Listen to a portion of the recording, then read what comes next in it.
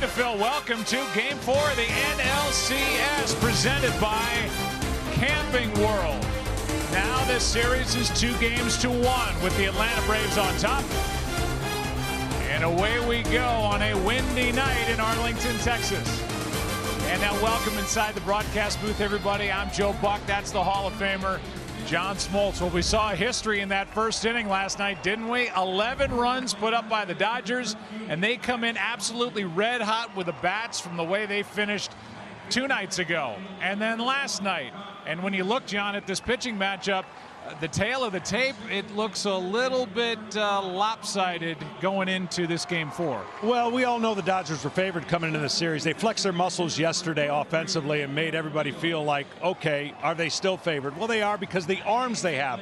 And you talk about the tail of the tape. Well, there's some muscles that are going to be flexed on the mound by Clayton Kershaw. He has a resume for the Hall of Fame, and Bryce Wilson's just checking in. So for the Dodgers, keep it simple, and I think just ride the arm of Clayton Kershaw, do what you do, and that gives you the advantage. And there's a reason why they had the advantage, because of those arms.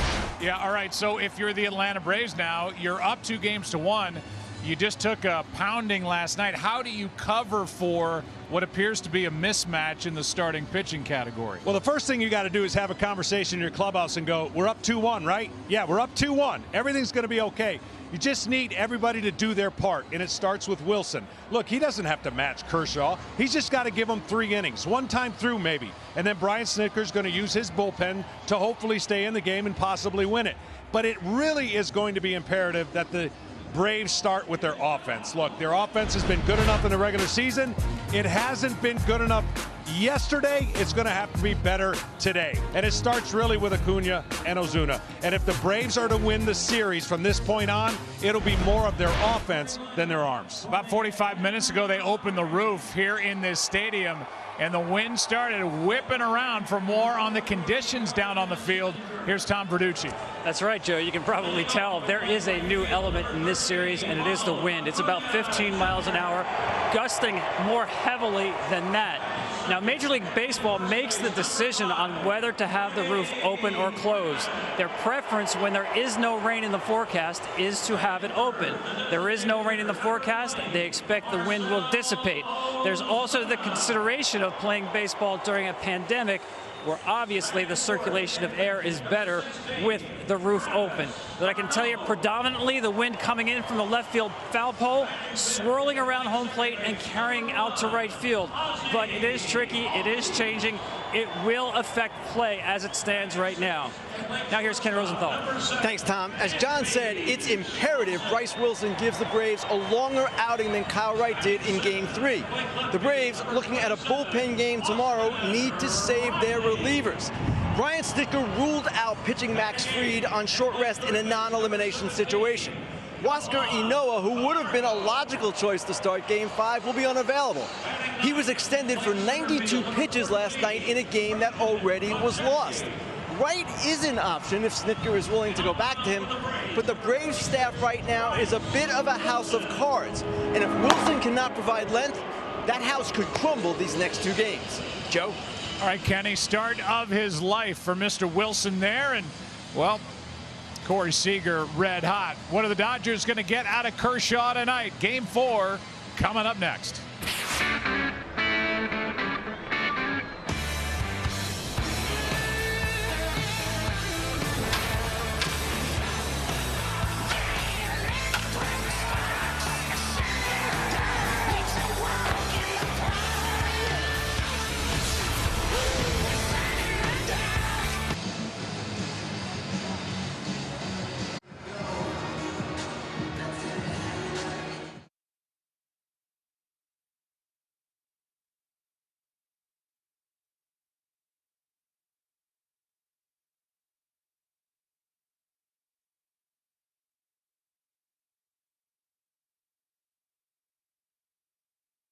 Questions about tonight's matchup between the Braves and the Dodgers. You could win $25,000. It's super easy, free to play. Download the Fox Bet Super 6 app. There's still time to get your picks in for tonight's game. How do the Dodgers stack up tonight? A little different because Kershaw is pitching. There is Dave Roberts, and here's how he put his lineup together. Mookie Betts leads it off in right. Corey Seager, red hot. Batting second at short. Justin Turner hits third at third. Max Muncy. Jock Peterson had a 4-hit night last night. Cody Bellinger went deep last night. Edwin Rios stays in the lineup. The DH, Kike Hernandez, gets the start at second. And Austin Barnes, with Kershaw pitching, starts behind the plate. And here are the regular season numbers for Bryce Wilson, the 22-year-old, almost 23-year-old from Durham, North Carolina. Betts. One of the things you're going to see, and hopefully for Bryce Wilson, he can command the right side of the plate, or in other words, the arm side, into a right-hander. High fly ball into left center field. Going to his right is Pache. And the rookie has it. And Betts, who started that 11-run rally last night with an infield hit, is now 2 for 11 in this LCS. Here is the defense for the Atlanta Braves. You know the outfield: Riley, Pache, Acuna, Camargo, Swanson, Albies, and Freeman. On the infield, Travis d'Arnaud got the bulk of the night off last night, and Wilson fires a strike to Corey Seager. Well, Wilson's going to rely on a four-seam fastball along with a slider, a sinker, an occasional change, and curveball. This one back to the right-hander. Flips it underhand. 2 down. I will say that the advantage to the pitcher that can keep the ball on the ground, look, the wind is going to play havoc. There's swirling wind. None of these players were able to utilize what it's going to do because the roof was closed when they were taking batting practice. So look for the wind to be a major factor at several points in this game. That'll bring in Justin Turner, who has 3 hits in this LCS. Bryce Wilson, a 4th-round pick back in 2016. 109th overall, was committed to go to North Carolina, but ended up signing with the Atlanta Braves. Through 3 no-hitters in high school when he compiled a 33-4 record.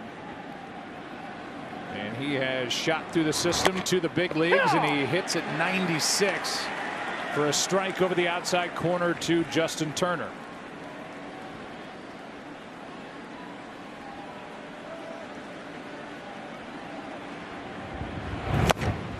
Here's 2 strikes. Yeah, the Braves are going to have a reliever's mindset, and what I mean by that is short memory. Yesterday didn't happen. Show up today, everyone do their part.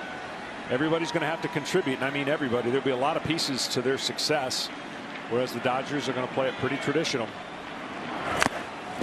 Turner just got a piece.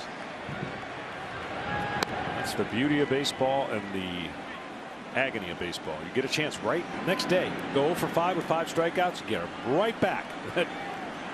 But getting a hit feels better. Well, let's see if Bryce Wilson can have a perfect start or if Turner can extend the top of the first. Throwing hard here at the start is Turner. His Dodgers getting a look at Bryce Wilson for the first time tonight. They got their first look at Kyle Wright last night. They got their first look at Ian Anderson the night before. 1-2 pitch. How about the start for Bryce Wilson? He's hooked up tonight with Clayton Kershaw, the 3-time Cy Young Award winner and 2014 NL MVP. To work he goes with a half inning in the books in Game 4, no score.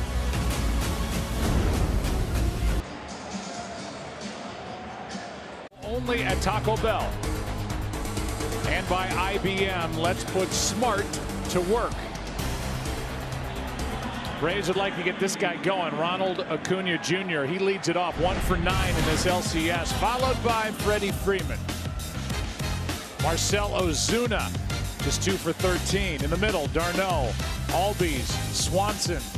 The back end, Austin Riley, Johan Camargo, and Christian Pache. against a left-hander who is in his career 11-11 in the postseason. He's been really good in the 2020 postseason. Clayton Kershaw. Yeah, I think he's got a pretty good chance ending up in the Hall of Fame. What do you think? I like his odds. Yes. 8 at bats that lasted 3 pitches or less against Acuna. And this one is a short one as he lines a base hit into left. He'll take it, jumps on the first pitch, second hit of this LCS. And Acuna's on to start the night for Atlanta. Well, if you're the Atlanta Braves, you're hoping you do what the Dodgers did. The previous game, in Game 2, they scored some runs in the 9th and exploded the next day and jumped on the first 2 pitch of Kyle Wright. And that's exactly what Acuna did against Clayton Kershaw. He's an aggressive hitter, and it paid off. Bench trying to get it going as Kershaw comes set and deals with Freddie Freeman, who went around on the swing. I guess that's what Freeman's asking. Home plate umpire Corey Blazer. Either way, nothing in 1 the count. Freeman 4 for 9, 2 homers, 4 RBIs. He too got out of the ball game early last night. Get a little bit of a break with all these games in a row, and check on the runner at first. Acuna is back. 8 steals during the regular season, 2 more this postseason for Acuna.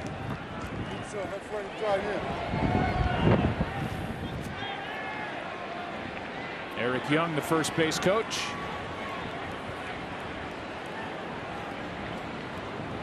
Oh, 1 down and away. Freddie holds his own against any side of the baseball, lefty or righty, and that's why he's one of the premier hitters in the league. If you had to pick a pitch between the two, if you're Clayton Kershaw, go with the slider over the curveball. Freddie hangs in there better against the curveball than the slider. Little slide step in that delivery, down and away, 2 balls and a strike. And if you had to pick somebody who will likely end up as the MVP in the National League, I think you're looking at him. And if it's not him, it might be the guy on deck, Marcell Ozuna, who came awfully close in a 60-game season of winning the National League's Triple Crown.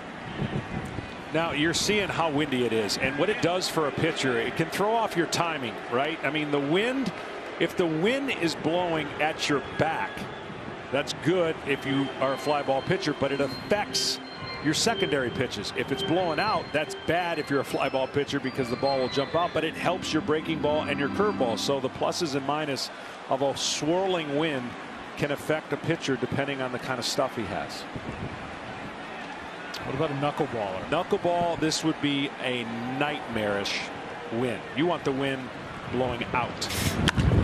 Freeman pops it into left. That ball will end up out of play. 2-2. Game 1. Freddie Freeman got the scoring started with a home run to right. Game 2. A 2-run shot, and well, there you go. Both swings put together look basically identical. And it looks like a pretty bird. I was just getting ready to say the same thing. Freeman 4 for 9 in this series. He strikes out. Good pitch down and away by Kershaw. And Kershaw now 14 1/3 innings pitched. He has struck out 20 this postseason. Yeah, less is more. And what I mean by that, less pieces to get the game complete, right? If the Dodgers are successful, 3 pitches or less would be a great formula. And for the Braves, a little bit of the Rubik's Cube. You don't know how many moves it's going to take to get the job done for tonight. And you need some production out of, well, you got Acuna and Ozuna. And already Acuna has checked in with a base hit. Keys to the game presented by Ford. Thank them for helping to bring you NLCS action from Arlington, Texas. Strike 1 on Ozuna. Said it last night when we had a chance to visit with Kershaw, who, by the way, is from Dallas, has his offseason home still here where he grew up, but is living in the hotel with his family inside the quote-unquote bubble. He said obviously with less work, less stress on his arm, and with the shape he's put himself in, with the work he's done, he feels better now than he has in the postseason the last couple of years, and the numbers prove that to be the case. Yeah, I mean, there's definitely less of a grind on this season because of it was a bigger mental grind this season, but the physical aspect of it is lessened, and everyone felt that Kershaw would benefit from that. He's 32. Through 58 1/3 innings, spent one stint on the injured list with the bat back, and it was the back and spasms that knocked him out of game 2. He did work out that day, and they circled this game 4, hoping that this would then be the game that he starts, and here he is.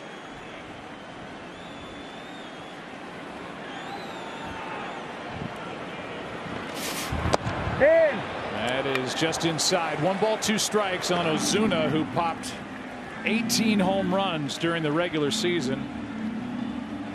Best mark in the National League, 56 RBIs. Number 1. Third in average at 338, but led the way with 77 hits.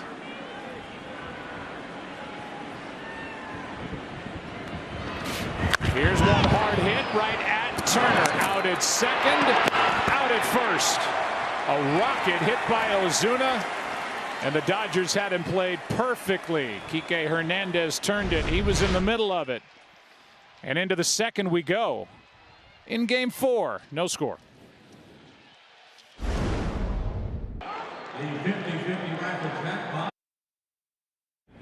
1, 2, 3 went the Dodgers. Betts, Seager, Turner.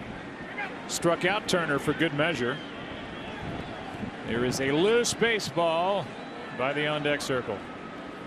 How about a difference tonight compared to the first 3 games of this series? And all of the world of baseball can thank Bryce Wilson for turning in that quick and easy first. It's still hard to believe that 10 runs scored yesterday with 2 outs in the first.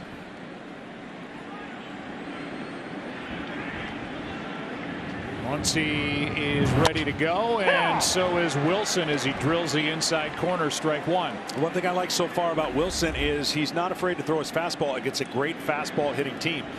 If you're not going to mix and match in the strike zone with this team, and you're going to have to put a lot of pressure on your other pitches, you're in trouble. Pulled Muncy there, who hit a grand slam last night in that 11-run first inning. 5th grand slam hit by a Dodger in postseason history. We're going to go down to Tom Verducci here in a moment, as the wind is kind of wreaking havoc with these guys at the plate. And everything. I mean, it is howling. My hair hasn't moved this much in a long time.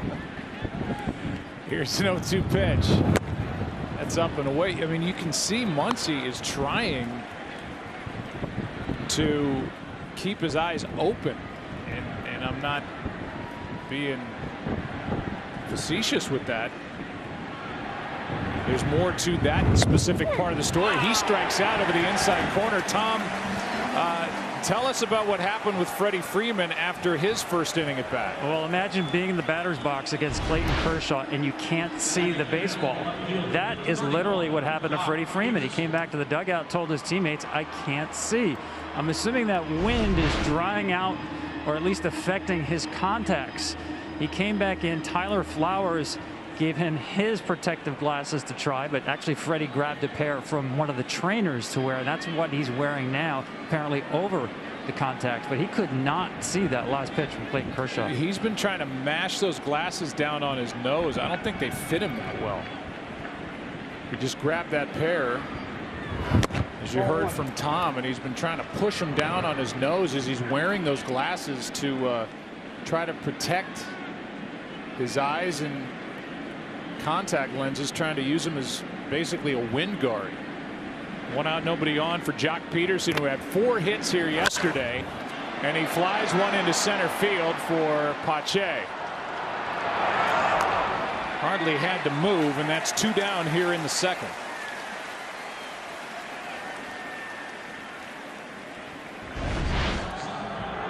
Here's Acuna trying to. I mean, it may not just even be a contact thing. It's just dirt or whatever blowing junk into these guys' eyes. When it's drying them out, whatever it is. When it's swirling this much, I mean, it affects the sensories of everything that a player is accustomed to doing. And not to mention defensively, it's going to put a challenge on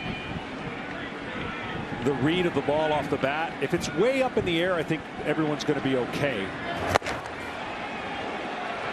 Cody Bellinger comes up empty. Strike one. The line drives are going to have some challenges on the game tonight for sure.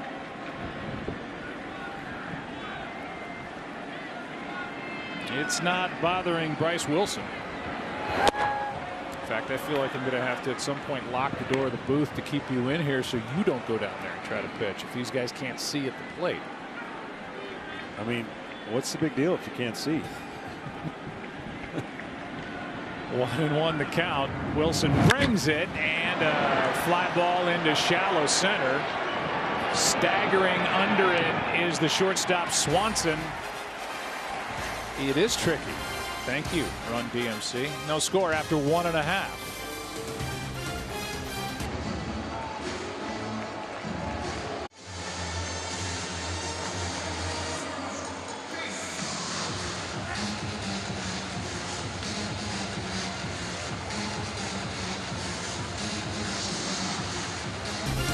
Welcome back to the NLCS presented by Camping World. An inning and a half in the books. Clayton Kershaw pitched around a leadoff hit in the first. D'Arnaud, Albies, and Swanson for Atlanta as that one misses low, ball one. Well, if the hitters are having a tough time seeing at the plate, you wonder how home plate umpire Corey Blazer is doing, calling balls and strikes as the count goes to 2-0.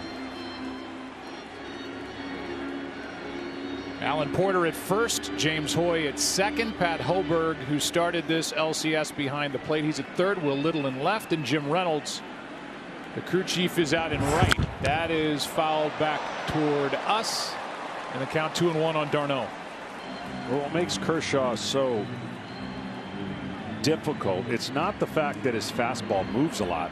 It's pretty straight, but he throws it where he wants to and then sets up that separation between his fastball and the slider, which you cannot tell when he releases it what's coming, and then that big curveball. That's off the end of the bat, foul. And I'll be interested to see how that wind is affecting his curveball. It's a slower pitch. He's going to throw it, give or take, 15 miles or so below his fastball. He has such great feel for it.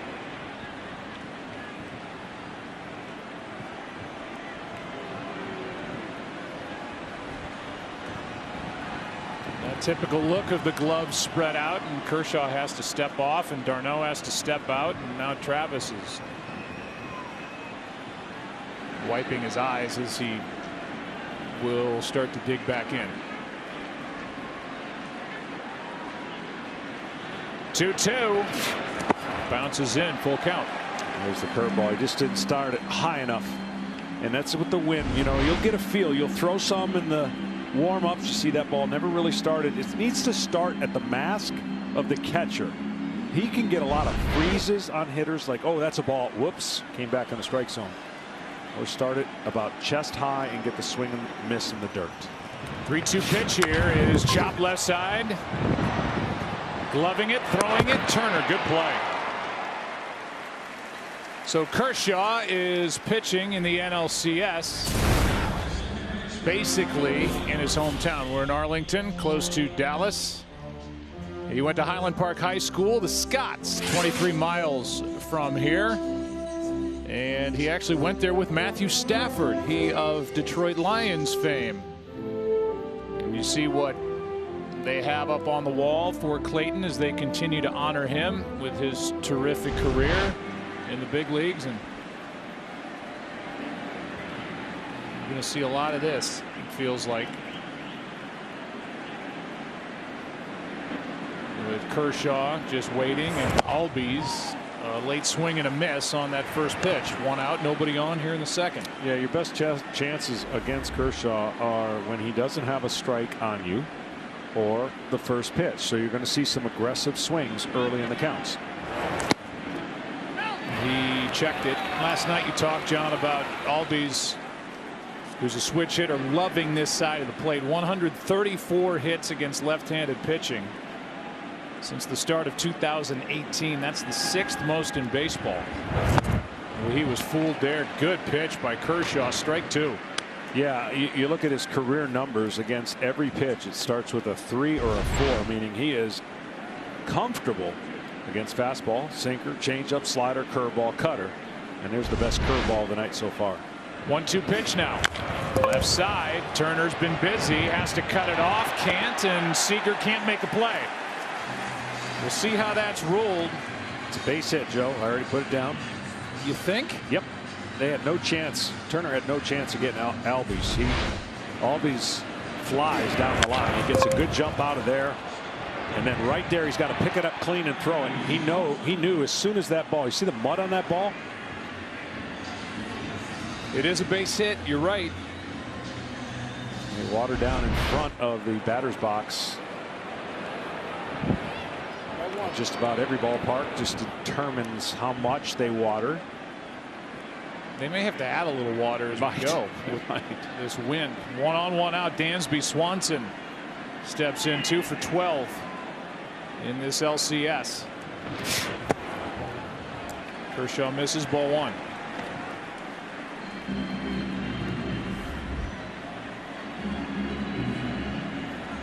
Now against left-handers, Dansby will cover away off the plate.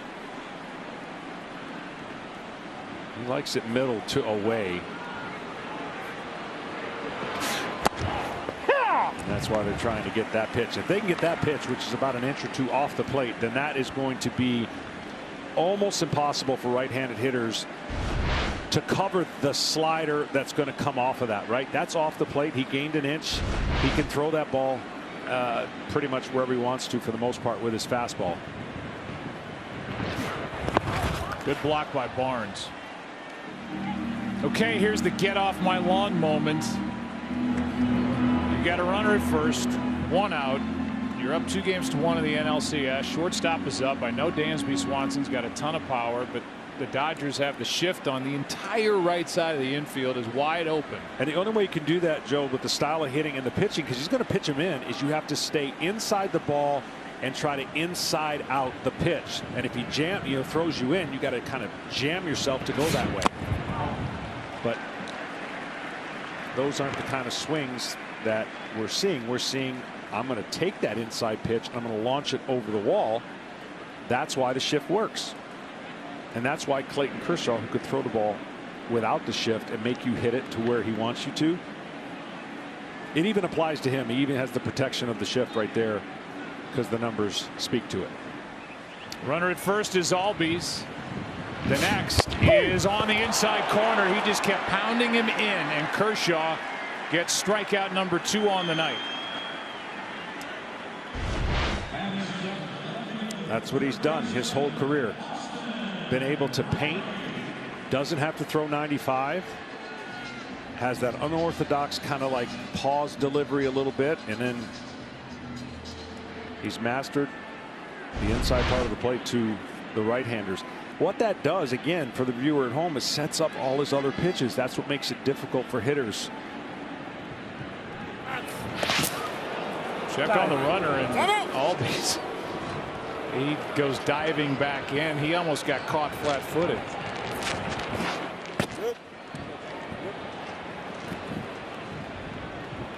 Kershaw's got the typical pickoff move, and then he's just got that step off and throw in one motion, and there's a strike to Riley. See, that's the pitch. Even though it's on the corner, they're going to jam Riley too, because they get him in off the plate, in and off the plate. And then they can throw up above his hands, up. It's a big, strong young man who's got a lot of power. A 1 pitch is inside. A ball and a strike. Austin had his moment. he'll never forget. Back in game number 1, tie ball game, 9th inning, he went deep. Braves added on. They won games 1 and 2. Dodgers won big here last night, 15-3. 1-1 pitch is down, 12-2. When Kershaw was having trouble, and I know he made some adjustments during this spring training and off time that they had before they restarted, the slider velocity and the fastball velocity were becoming too close to one another, and that they were looking too much like one another, and the hitters were having a better chance against him. Now he's back to the separation and the life on that slider. Riley out in front of it, fouls it to the front of his dugout, and the count 2-2. That'll be a fun game on Sunday. Green Bay Packers visiting the Tampa Bay Buccaneers. Aaron Rodgers and Tom Brady. What do you call that thing that just happened? What it was? That's an elevator. John. Television term, elevator. Elevator. I got it now. Here's a 2-2 pitch. Runner at first, 2 out. Fouled back.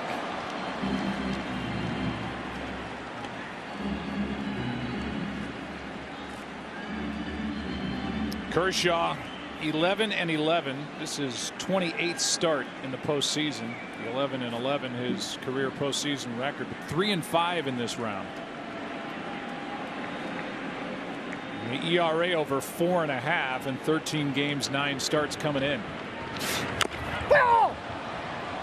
And when you look at that ERA of over 4.5 and compare it to what he's done in the regular season, he's got the lowest all-time ERA and WHIP since the live ball era began in 1920 among starters with at least 1,500 innings pitched. Yeah, and I still maintain that postseason has had a couple fluky innings. When you give up 7 runs in an inning, it's going to be hard for your ERA. You just don't have, I mean, he's got a ton of games, but he's had about 3 significant innings where the fluky inning happened and got him. I want to say the Cardinals game with 2 outs, they scored 6 or 7 runs in an inning, and that year it looked like the Cardinals were able to be successful off of Clayton Kershaw. And let's just face it, when Clayton for the most part in his postseason career had to carry the torch during the season and during the postseason, come back on 3 days rest, he was the guy. Now he's got a plenty of help. It's not as important for him and must win all the time when Clayton pitched. Runner will go, and a pop-up on the infield. Good luck. With all that wind, it's Muncy, and he's able in fair territory to haul it in. And we're through 2 scoreless in game 4. Wind whipping around, dirt flying around. 2 hits so far, no runs.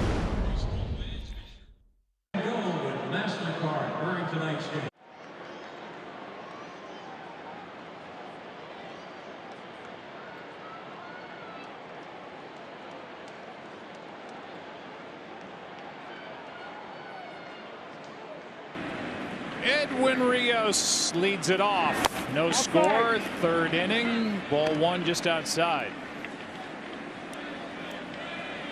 Dave Roberts came out during the break and was talking to the crew chief, Jim Reynolds, who came down, and the home plate umpire. We saw Clayton Kershaw last inning step off and say he can't see. Yeah, I understand what they're saying. We got a roof. Why isn't it closed? But it's part of the deal, and that both clubs are going to have to deal with it. That is ripped into right. Will it go? Back at the wall. Goodbye. Edwin Rios, the DH, has put the Dodgers on top here in the 3rd.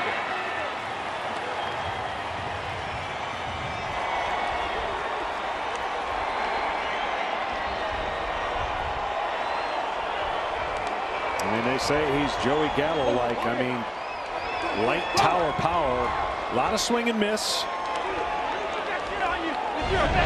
But he did a nice job at getting the ball elevated. And then that is a classic finish.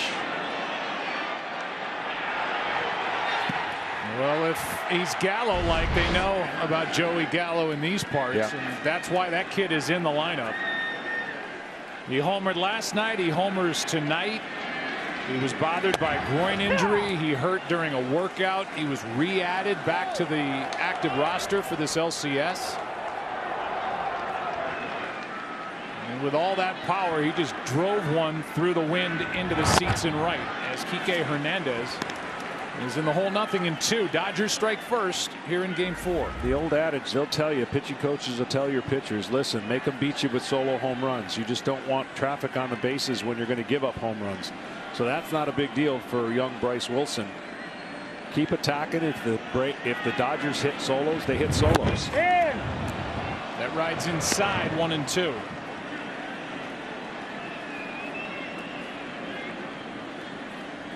Rick Kranitz, the pitching coach. Rick and manager Brian Snitker had to navigate all those innings last night with the game out of hand after 1. That was a good play by Swanson. 1 down. All right, game break time. The other game must be over. Kevin Burkhardt, tell us what happened.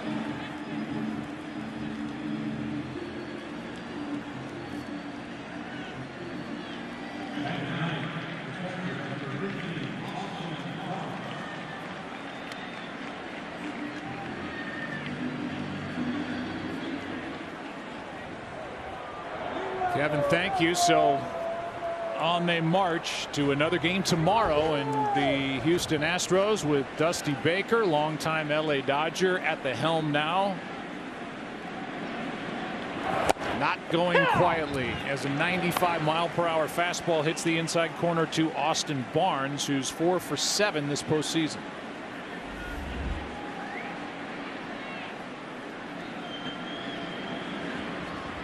Dusty a Brave too. Yes, he was. I'll tell you what, I've been impressed with Bryce Wilson and his velocity. Obviously, he's got a lot of adrenaline running through him, but the ability to command the baseball has been his only issue, right? If he can command against this team, he gives Snitker a chance and the Braves a chance. And he would have liked to get that strike call that he crossfired, tried to throw it in, caught the strike zone, but didn't get the call.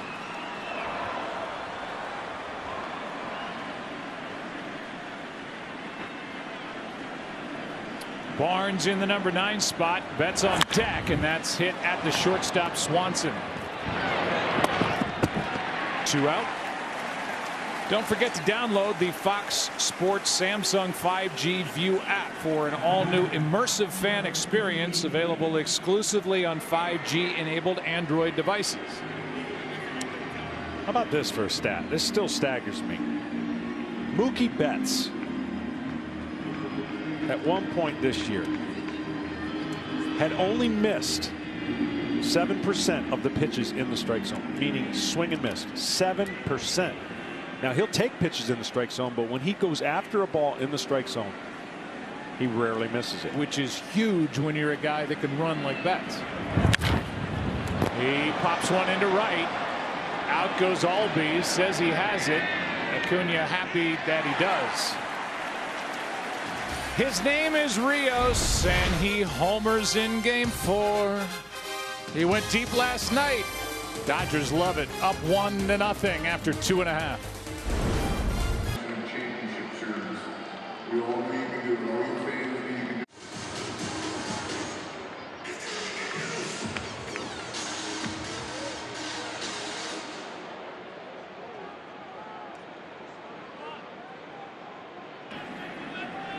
Okay, the DH just hit a home run. Give your team the lead. Put on a hoodie and stand and watch with the rest of us. First pitch is a ball down and in to Johan Camargo. Christian Pache is batting second this inning, then Acuna, who has one of the 2 Atlanta hits. And that was a rocket that Seager couldn't handle. That was do or die, and Seager, well, he didn't. That was, we talk about exit velocity all the time. He squares this one up. And that one, you got to guess on the short hop. See how the ball diving right there, and it catches him on the heel of the glove. It's too tough and too fast to get in front of, that's for sure. Camargo showed some of his power last night hitting right-handed. So to your point, this would be a perfect scenario for the youngster to push a bunt past Kershaw to no man's land, but that's only if he's able to practice it and do it. Yeah. Oh, look at this. Oh, he fouls it. Good for him, though. But what he did is he tried to do it in an actual, like, he could have squared around and taken his time, but he tried to do it almost as a drag bunt, but at least he attempted it. Yeah. What you're taught, at least a few years ago, is that you square around and push it. And if you push it in that triangle between the first baseman and the pitcher, his speed, no chance they cover that play. And Muncy's job to know that is once the pitch is delivered, he's going to kind of crash in to protect against it. And if he gets it past those two, it's a double. Yeah, I mean, Camargo's at least at third, and it might be a double. 1 ball, 1 strike. Pache has a home run. That came last night, first in his extremely young Major League Baseball career. Went 1 for 4 during the regular season with the Braves. Shows bunt there, pulls back from ball 2. And that's perfect, because now you're just creating a little bit of doubt if you're the defensive scenario, saying, do we trust it? Do we stay in it? Do we wait till he does it? Not much scouting report on this young kid. That's the part that I don't get. I mean, he's been in the big leagues for about 7 minutes. They're going off his minor league kind of numbers as well, and where he hits the ball. He tried to bunt again, obviously, and he missed it. 2 balls, 2 strikes. Good pitch by Kershaw. And this, again, the hardest part is if you stay there and literally sacrifice bunt it, you got a better chance to get that hit that he's looking for than if you're moving, trying to bunt it on the move. Well, now 2 strikes, so forget about the bunt. 2 balls, 2 strikes, and that's down a full count.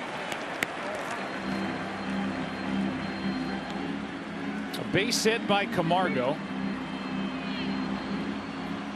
It's the second time through 3 innings that the Braves have put their leadoff man on. They have 3 singles. Pache has a full count.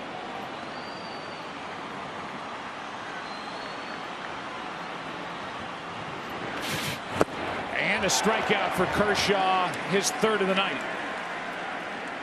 1 away here in inning number 3.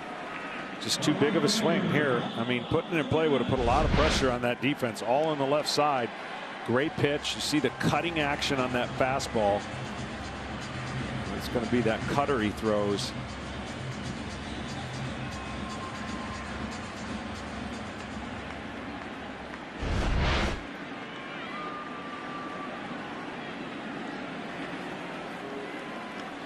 So Camargo at first, 1 out for Acuna. He singled his first time on a line drive into left. This one is a double play. Kike Hernandez gloves it, steps on and throws. Second double play. The Dodgers have turned tonight 1-0 LA after 3 in game 4. We direct your attention to the video boards as we go live. Absolutely red hot. And our player resume sponsored by Indeed. And Indeed, this guy has been absolutely on fire hot. Yeah, he hasn't missed too much. He doesn't look off balance. He looks completely connected from his feet up. That is down the left field line, slicing foul.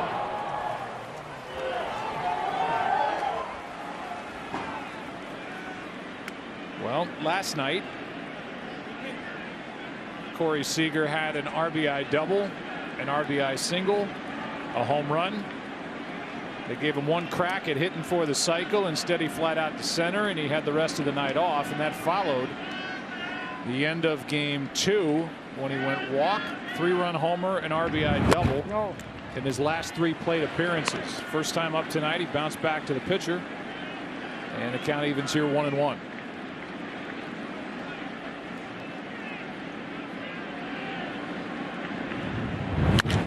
That is hooking into the corner, foul. Both lines he's found it just missing off each side. You know, this game will be one of the toughest games in theory for Brian Snitker to manage as we watch this hooking, because you're up 2-1 and you've got to decide at what point, because Bryce Wilson's given you a nice start to the game, you got to decide at what resources are you going to use, because you need those resources moving down. Like, at least for the next 2 games, you got to have those resources. So the score may not be the indicator per se of the strategy. It's, if it's tight, people are going to go, well, just put in this guy and then we got a chance. So this game is difficult for him, who he's going against and who he doesn't have left available to finish out the series. Talking about high leverage relievers. When do you use those pitchers? Yep. When do you go for it? And trying to win this ball game and add to your lead in the series. You know, here they are, Atlanta up 2-1. So they could lose the next 2 games, this one and one more, right, still be in it, and then they're able to turn their rotation back over and have Max Fried and Ian Anderson. Correct. And you take your chances that way. There are a lot of different ways to go in this. But if they have a lead, what you're saying is, or if it's tight, do you push all your chips in here tonight? Correct. That's why winning the first 2 games was so important for this team, because of their lack of starting pitchers. Now, no one could have anticipated Kyle Wright having that kind of, you know, deer in the headlights moment that every young pitcher has, and not getting through the first inning, and that's why it's in this situation. And it's just going to be as simple as Dave Roberts in game 2, when people were probably going, why is Dave using some of the guys he's using? It's the same process. You got to win 4 before the other team wins 4, and you know who you have available and how many times you can go to them. Good at bat here by Seager. And that is picked by Freeman at first with a backhand. Good play. He is terrific at first base defensively.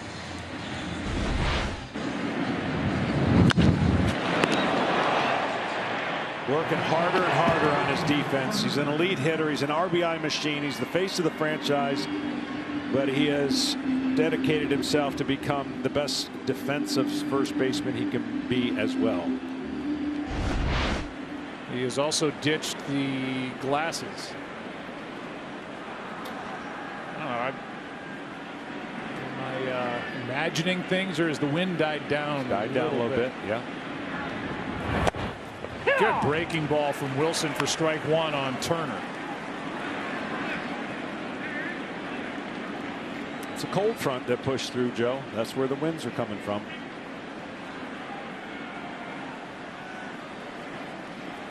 Here's the 0-1. 1 ball, 1 strike.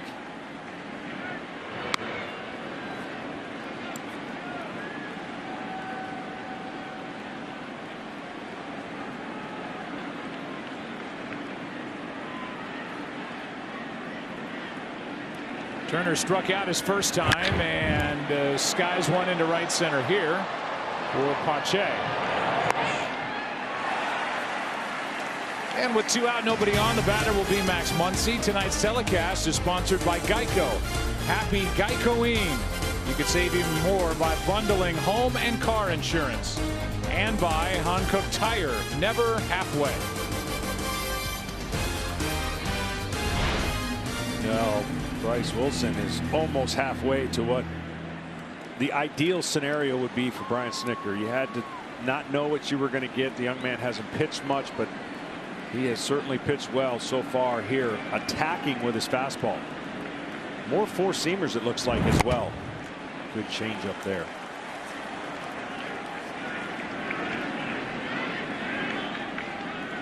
Wilson doesn't turn 23 until the 20th of December. Drafted in 2016, up in 2018. Last year went 1-1 in 6 games, 4 starts, and this year 6 games, 2 starts, and a record of 1-0. Making his first postseason appearance now, and well, he is not in awe of the big stage here tonight at all. 0-2 on Muncy.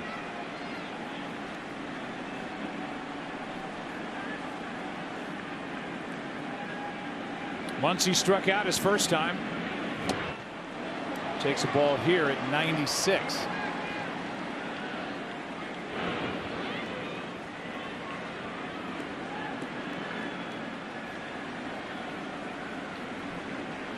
Bryce Wilson, 6'2", 225.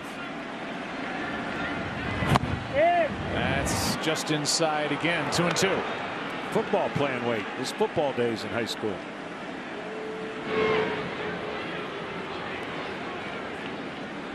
Kenny Rosenthal chomping at the bit to give us more about Bryce's football exploits. We'll go to him if we get the chance. Here's a 2-2. Upstairs, Kenny. He played the other sport well, too. Really well. In fact, his high school coach, Pat Moser, says he's the best football player he ever coached, and that's high praise considering his younger brother, Peyton, is now a starting linebacker at NC State.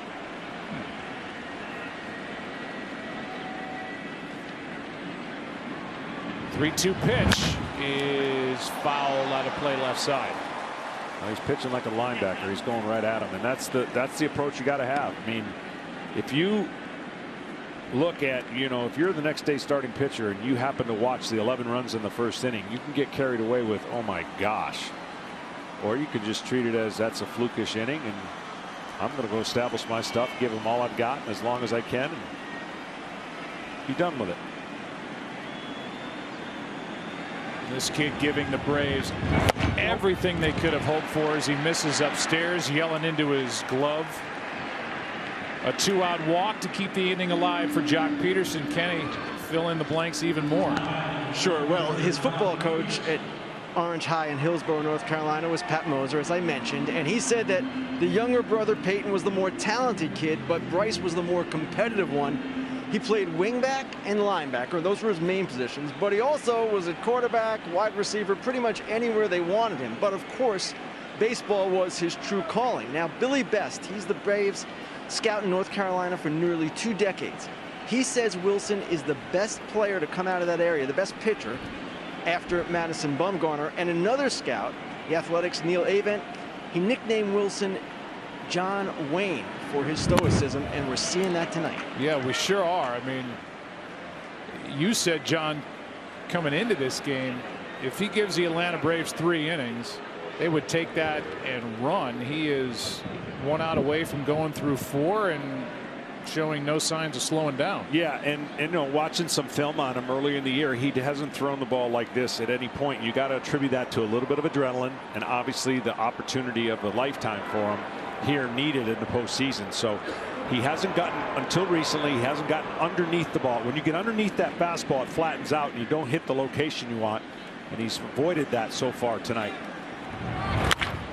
Peterson hits one in the air to center. Back is Pache on the track to end the inning. A loud, long ride off the bat of Jock Peterson. His parents love it. Well, he's pitching great, but Dodgers lead 1-0.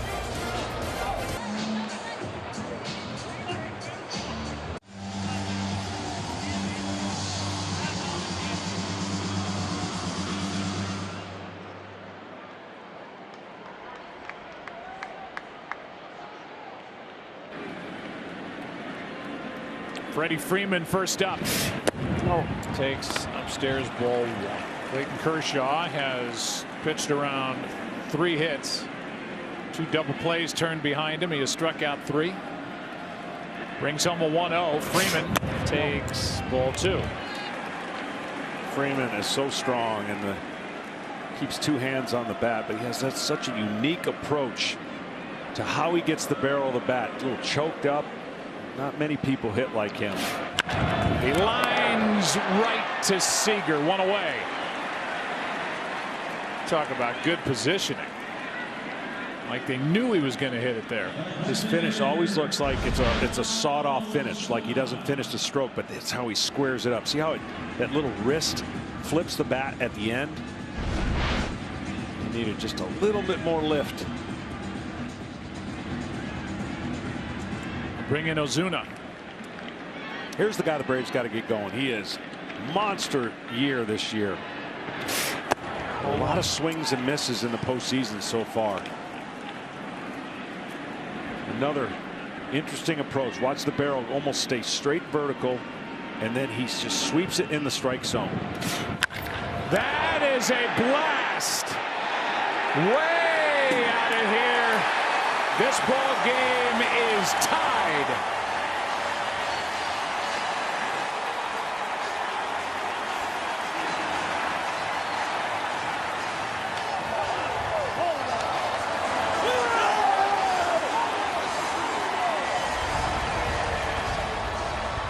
And a couple of stops along the way around the bases for Marcell Ozuna. He said they had to get him going. That thing got out of here in a blink.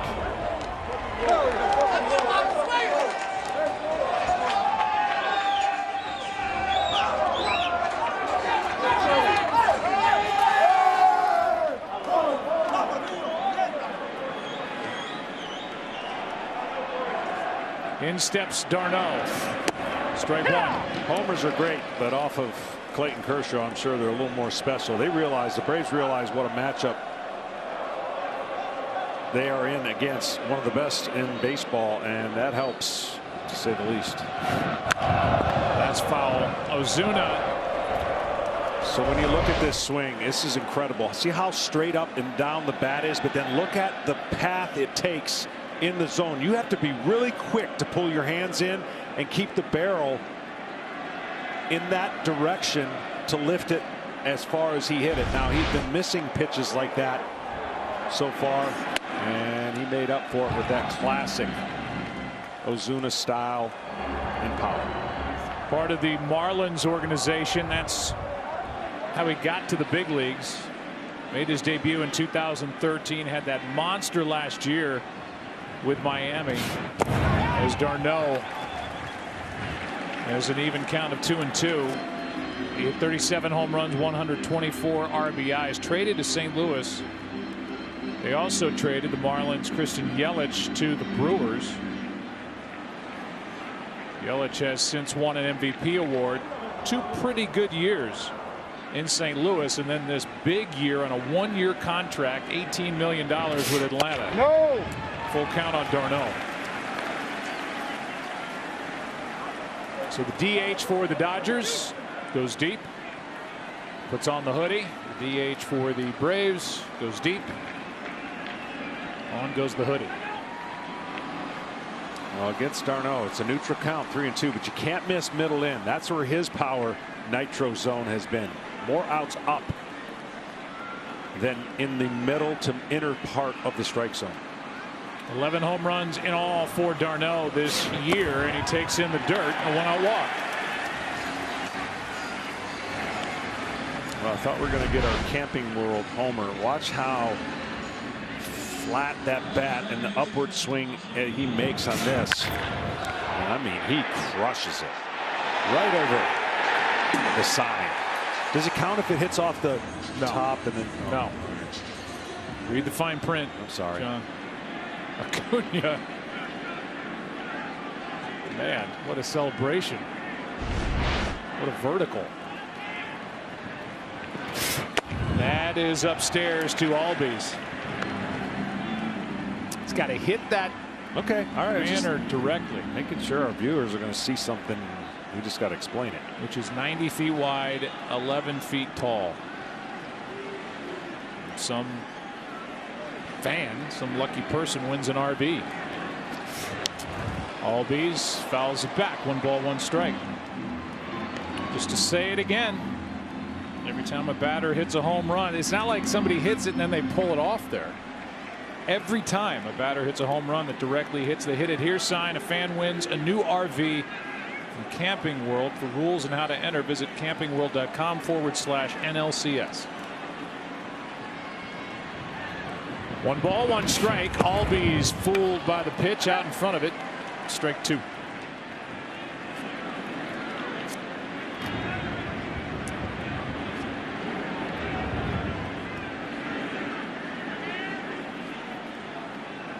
A little bit of kryptonite there. Albies with an open stance. The timing of his leg goes up in the air as he closes his stance. He's looking to do damage up in the zone.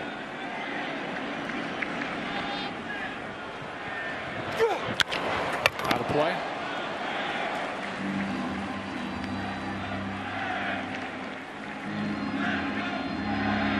Classic, slow him down, speed him up. Curveball, swing and miss. Fastball trying to get by him. He almost did that. Will he go back to slowing him down after the fastball away? There's that leg kick, and it almost looks like he's trying to launch every ball in the seats. That's off the plate. Kershaw gets off the mound and makes a terrific play for out number 2.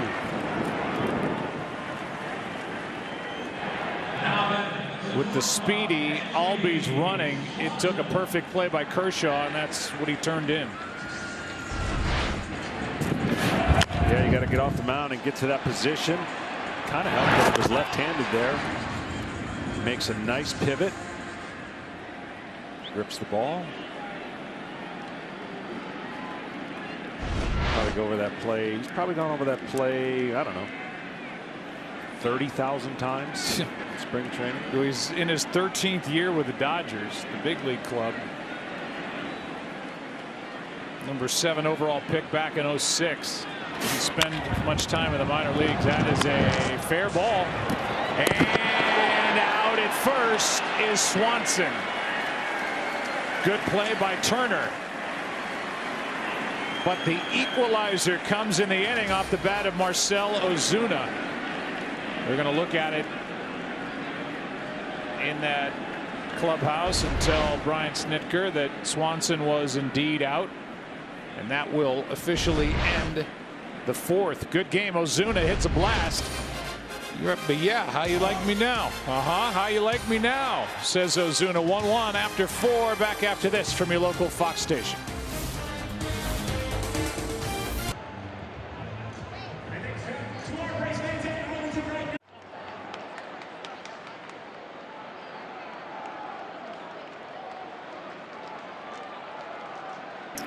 Good ball game. The only runs provided by those two. The 2 DHs as Bellinger takes a strike. Edwin Rios, the young DH for the Dodgers, and the more veteran Marcell Ozuna just tied this game with a blast into left in the 4th. Back to work is the right-hander Bryce Wilson. Bellinger was trying to untie it. Now he's in the hole, 0-2. Yeah, I'm intrigued with what they're trying to do to Bellinger. His timing has been so much better out over the plate and down. This pitch should be up and in. This pitch should be above his hands with 2 strikes. And crowd him. That has been the pitch that everyone is going to as much as they can, especially for strikeouts. They're going to go up and away, it looks like. And strike 3 called. Strikeout number 3 for the 22-year-old right-hander. The 2020 MLB postseason continues tomorrow as the Rays and Astros square off at 6 Eastern on TBS. Then we'll be back here for Game 5 between the Dodgers and the Braves. 8:30 Eastern, 5:30 Pacific, only on FS1. How about that bottom note? Randy Arozarena, 6 home runs this postseason. Tied for the most by a rookie all time. Now, yes, there have been more postseason games, but there's more LCS action and then potentially a World Series for Arozarena. It's amazing. Amazing some individual. Look, the homers are king, especially in this postseason. They have dominated. Rios, 1 ball, 1 strike. At a record rate. So let me get this straight. 5:30 Pacific, 8:30 Eastern. What about us? 7:30 Central? I don't know. Don't.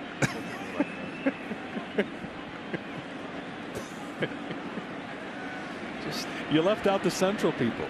I know. Here is Rios fouling it out of play. That's just TV. It's a built-in East Coast bias. You know, everybody's just going to have to live with it. It's been that way forever. I'm from the Midwest, so me too. Preaching to the choir over here. producer Pete Macheski, he cannot not think in Eastern time. There's strike 3. This kid, Bryce Wilson, 2 out in the inning, 4 strikeouts in the ball game. Who knew? Authentic caps, tees, jerseys, hoodies, and more. Get all your postseason gear and cheer on your team at home with the official source, MLBshop.com. Well, whatever they've done, his 2-seam fastball now, after he's thrown some 4-seamers, look at that movement.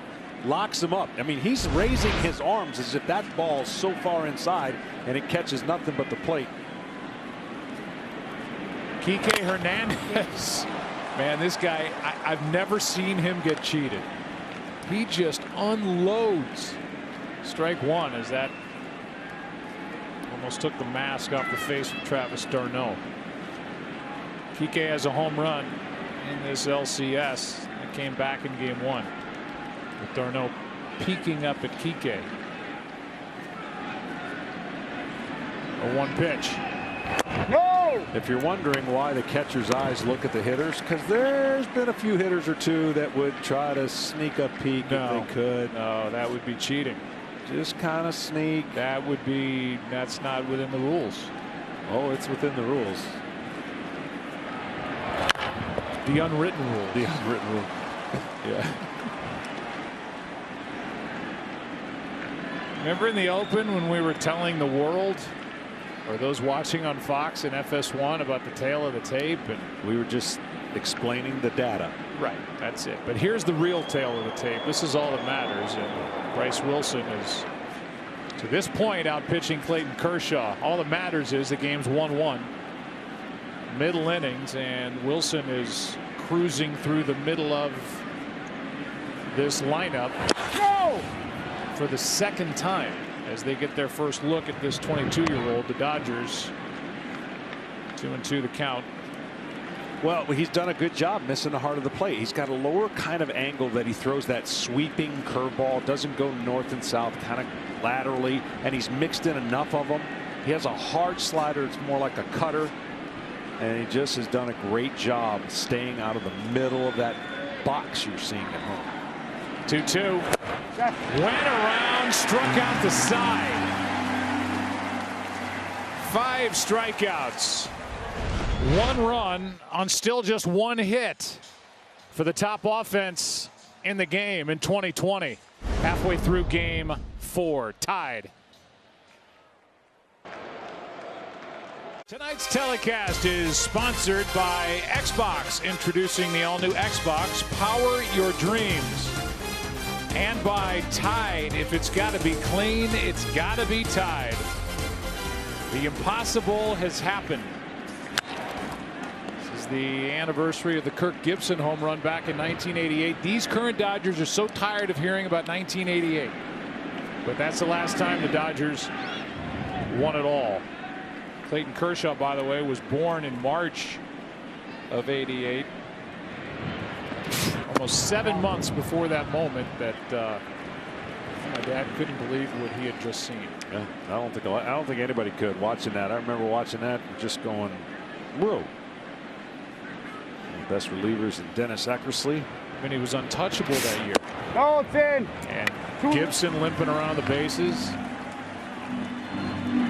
Only at bat of the World Series. 2 balls and a strike on Austin Riley, who's 0 for 1. Pitchers duel.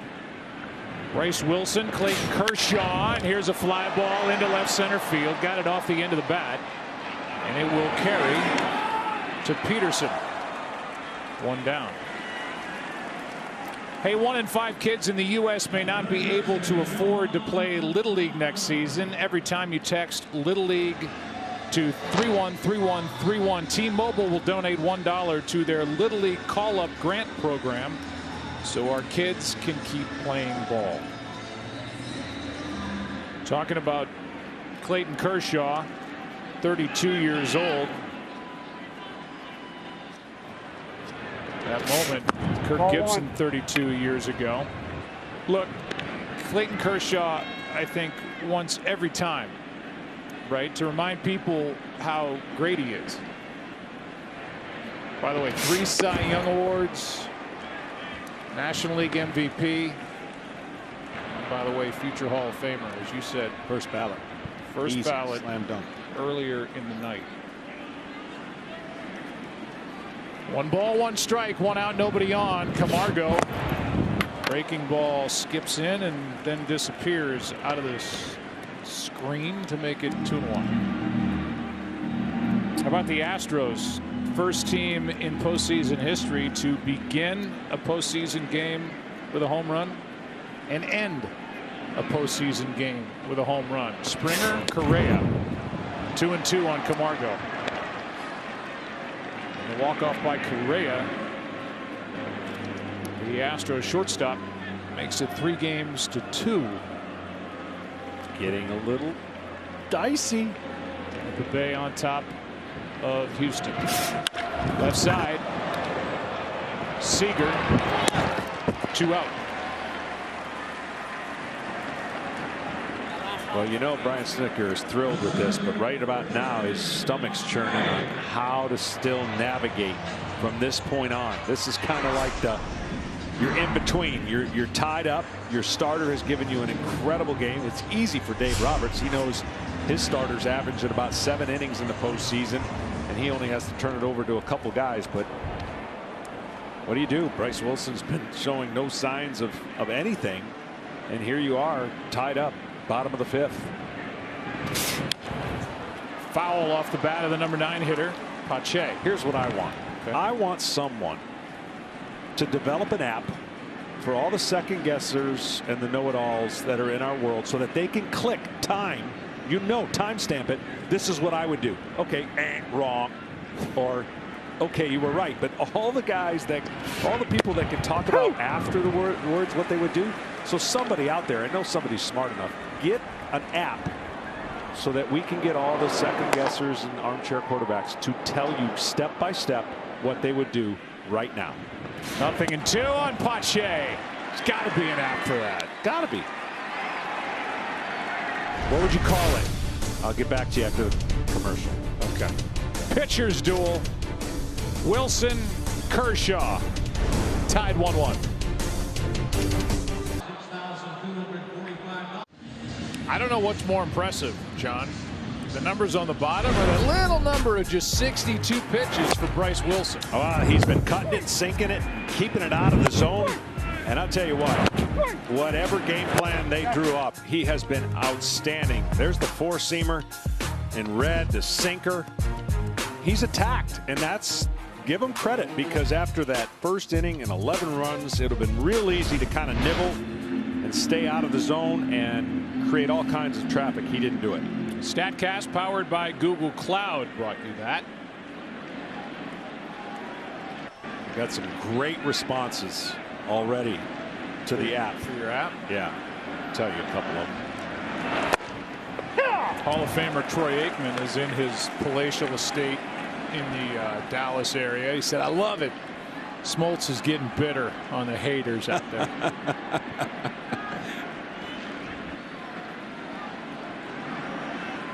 Here's the 0-1 pitch, grounded foul outside third by Austin Barnes. Speaking of apps, the MLB app is the one place to get everything for your favorite team's chase to the pennant, including video highlights, pitch tracking, and much more. Download the MLB app today for the postseason in your pocket.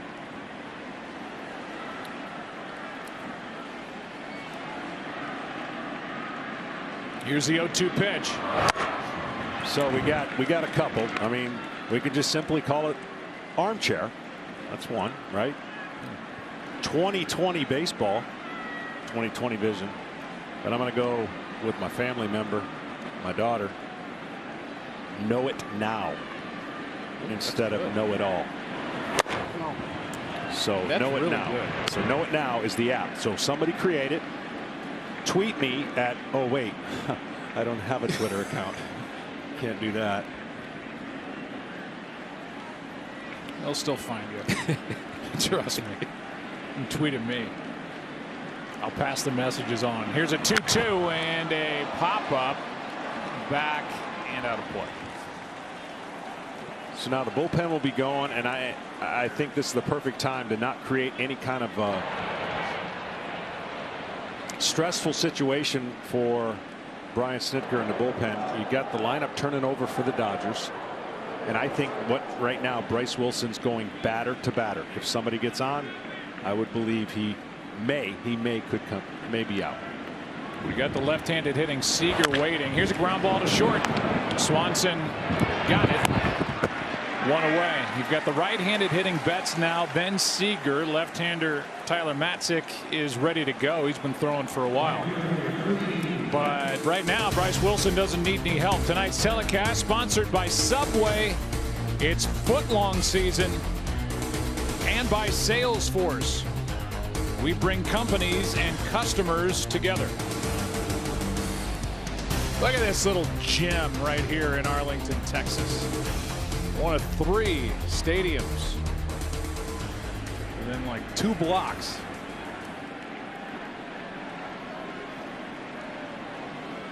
The home not just for the NLCS and the division series before it between the Dodgers and the Padres, but also the upcoming World Series, which starts next Tuesday.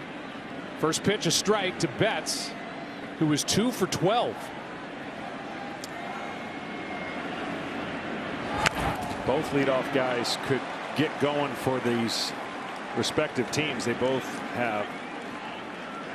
They really are the engine, right? They make things happen. Acuna for the Braves is dynamic. He can put a point on the board. So can Betts. But on the base paths, they can do so many more things and create stress in other areas.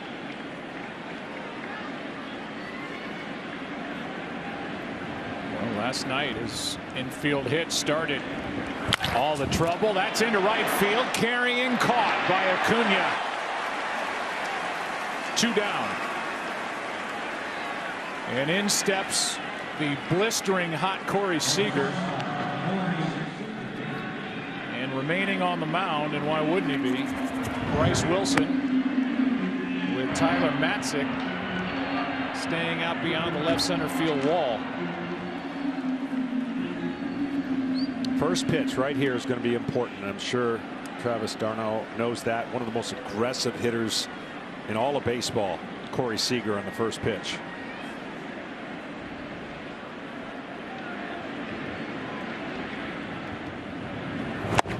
There you go. Got it by him at 95. Elevated perfectly.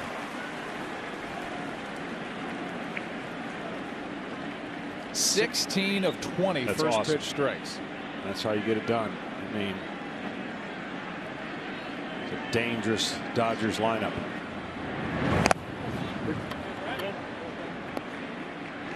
For Bryce Wilson, his longest outing in this truncated 2020 season was 5 innings. His short career long 6 innings. July 3rd of last season against Philly.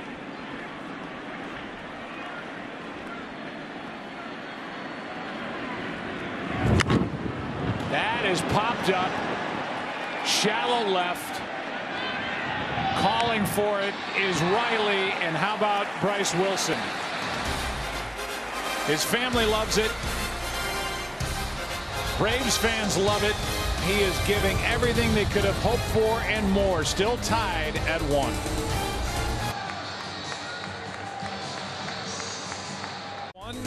And Fox is sponsored by Fox Sports 5G View, powered by Samsung Galaxy. Download the all-new app for an interactive fan experience that you can control from around the diamond in real time. Available only on 5G-enabled Android devices.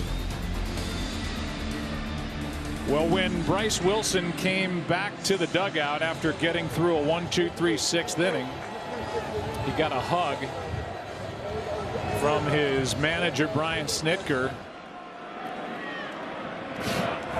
and we kind of think he's finished for the night. Yeah, outstanding job. I mean, there's just no way to describe what you thought you were going to get and what you hoped you were going to get, and it exceeded it. And I think Brian Snitker is now in that area of, okay, you got me 6. Now I can cover the 3rd without my resources being hurt for the rest of the season, the rest of the series. That was outstanding.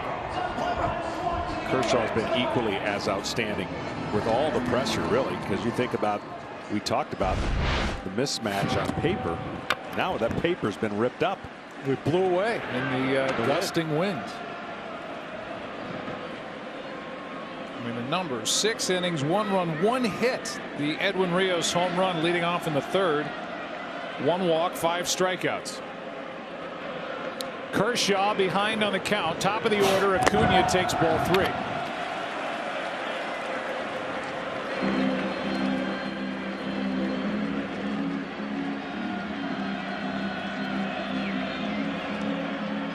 Acuna, Freeman, and Ozuna, who has provided the run for Atlanta with that home run in the left. Here is a 3-1. Acuna takes a strike.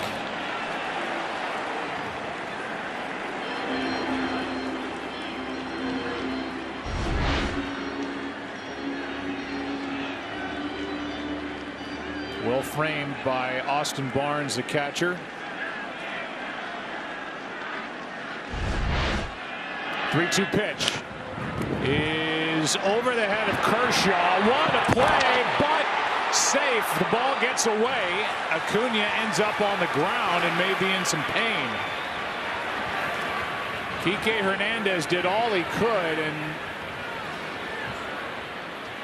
we'll just have to look at the replay and see how Acuna hurt himself. Good news. I think he's got his holding his wrist when he fell.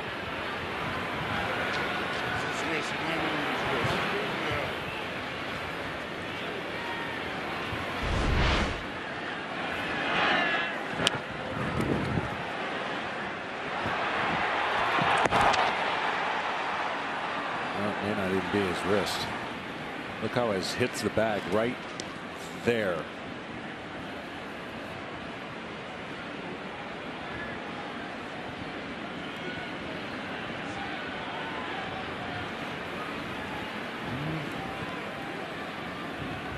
Those arms bracing his fall.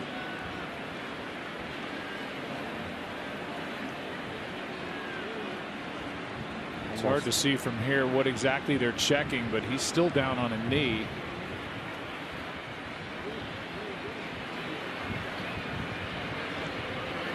Feels like he's holding his left wrist. Watch him land. The right arm, both arms really took the brunt of that fall. It was, yeah, he grabs at that left hand, left wrist right away, and that is what they're checking.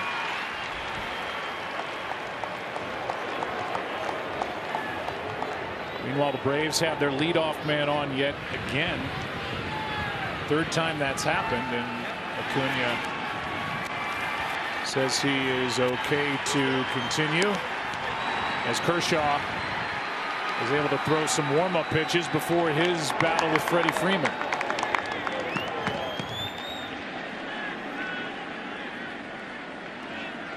So Acuna is going to go down to second on the error by Kike Hernandez. Evidently that ball hit out of play. Kike Hernandez almost made an incredible play. You saw Kershaw go flying it, trying to catch it over his shoulder. That was never going to get him out, but I'm going to show you a replay of where that ball went after it got past Max Muncy.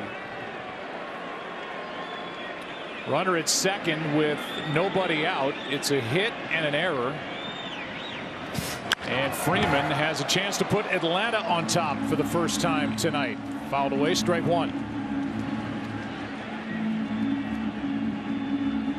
Now you got to create pressure against the great pitchers, and runner on second, and Freddie Freeman knows what to do. He's going to try his best to drive him in, and if not drive him in, move him over. Of course, Kershaw is going to try to prevent that. Here's the 0-1. Same pitch, same result, strike 2. Okay, let's see where this ball goes after Hernandez threw it. My eyes went to Acuna, and yeah, went into the dugout and down the steps. That's why Acuna's at second with nobody out. As you said, Hernandez tried to do everything he could But the go-ahead run now in scoring position. The 0-2 pitch on the way to Freeman and blocked brilliantly by Barnes. It'll be one of the shortest curveballs you'll ever see Kershaw throw. Again, it didn't even hit in the frame. You couldn't even see it out of our frame, so that ball just spiked. What a good play by Austin Barnes. Kershaw has struck out 4. We got Freeman back in the first. Hard hit, base hit, and Atlanta will take the lead. Digging around third, Acuna. Digging into second, Freeman. The two switch spots, and it's 2-1 Atlanta here in the 6th.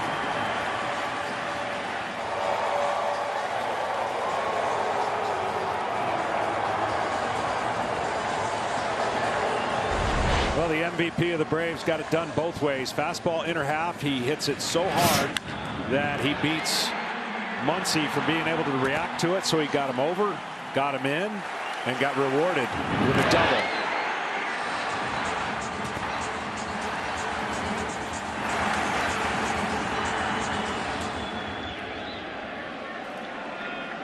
And now young Bryce Wilson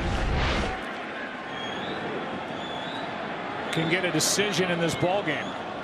A long way to go. We're in the 6th. Runner at second. Still nobody out. And strike 1 on Marcell Ozuna. Now Ozuna can do it. It'll be much harder for him because he's looking to do damage in the gap, right? They're going to pitch him in, and much like his last home run, ball in, he pulled his hands in. To fight the pitch off to go to the other way is a little harder, so you don't mind Ozuna looking to do damage.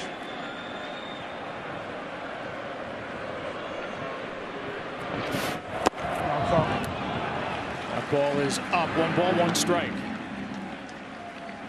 See Ozuna trying to slow himself down from being so jumpy, right? Trying to make something happen. That slow curveball got him talking to himself. Kershaw trying to limit the damage here in the 6th. High again, 2-1.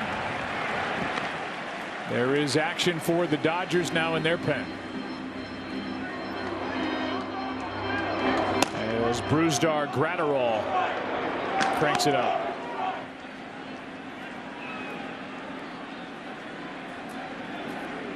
A single, an error, an RBI double. 2-1 pitch is down, 3-1. That's tremendous job by Ozuna. He had 5 home runs in the regular season with runners in scoring position, and he has been almost perfect in his ability to not expand the zone. That's what Kershaw wanted him to do. That's a ground ball to short. He stayed off of it. Now he can still pigeonhole one spot in the zone, and if he doesn't see it, he doesn't have to swing it. 3-1 pitch is in for strike 2.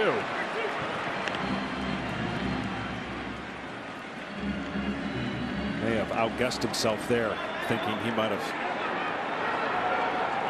seen a slider or breaking ball there. He got the fastball inner half.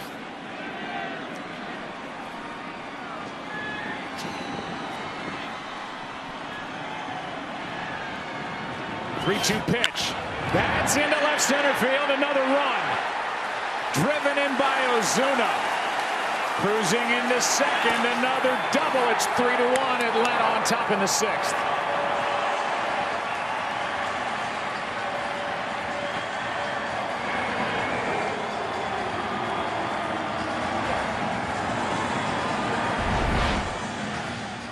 Well, he waited for the one that he may thought he was going to get 3-1, and he didn't miss it on 3-2.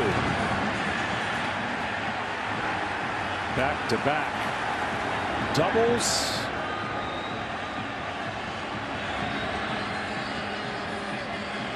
And that double by Marcell Ozuna knocks out the 32-year-old left-hander Clayton Kershaw. Graterol coming in. Darno coming up. Braves on top by 2. Out here in the 6th inning. There are the numbers: 3 runs, 7 hits, 4 strikeouts, a walk, 87 pitches. And Gratterall tests the abilities of Austin Barnes with his first pitch. Brusdar has not allowed any inherited runners to score in the regular or postseason. That's incredible. Trying to shut the door. He's got a lot of work to do here in the 6th. That's high, 2-0. So Clayton Kershaw, 11-11 in his career in the postseason, 3-5 in this LCS round in his history. ERA of over 4.5, making his 10th LCS start. Has been outpitched by Bryce Wilson here in Game 4. There's a swinging strike at 100 from Gratterall, 2-1. Yeah, if you got a big swing, you're not going to hit this guy. You got to have a short to the compact swing and let his power be your advantage. But if you're trying to swing big, you're just not. The ball jumps on you. It's just not going to get there. The best chance you have is to hit his slider if you've got a big swing. Darnell waits. Count still in his favor. 2-1 pitch is hit in the air to right. Will carry to Betts, who had to go up and get it. And then Betts looked up and saw Ozuna going back to tag, and Betts, instead of throwing it back into the infield, said, okay, I'm just going to air one out to third. That's incredible. I thought the line drives would be the trickiest, and look at this. You're not going to see a line drive where a guy comes and jumps in the air and then has the ability to throw the ball on the line all the way to third. Great job by d'Arnaud. He just hit it too hard. An even better job by Mookie Betts. Man, that could have easily got over his head. Even Marcell Ozuna looked out to Mookie Betts and gave him a little salute after that play. Here's Albies, strike 1. Yeah, as a reliever, if you don't have the philosophy, it's a privilege to get those guys runs, like to get out of the jam. If you just come in and say, oh, those are my guys, I'm just going to worry about the guys. He has obviously the stuff to get out of any jam, but that's incredible stat you gave us. 9 inherited runners, none have scored. There's strike number 2 at 101 from Gratterall. Albies 1 for 2 against Kershaw.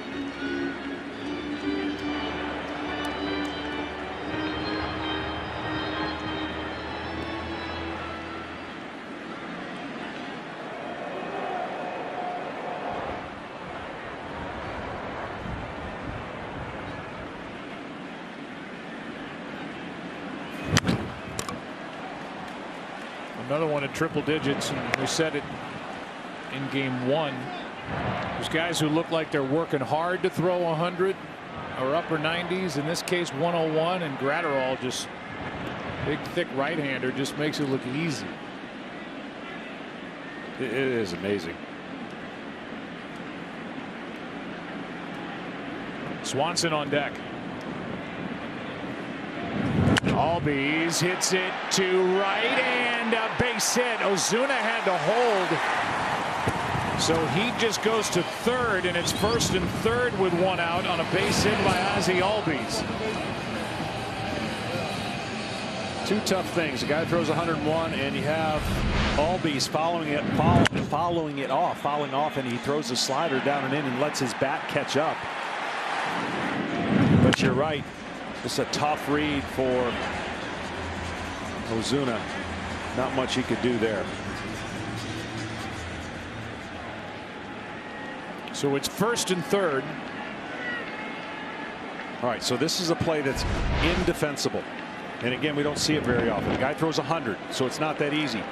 But if you safety bunt, they can't stop the runner at third if you place it towards first base. It's just a play that there's no defense for it. If you execute, that's the definition of a weapon. When you got runners on 1st and 3rd, you stay out of the double play and you produce a run.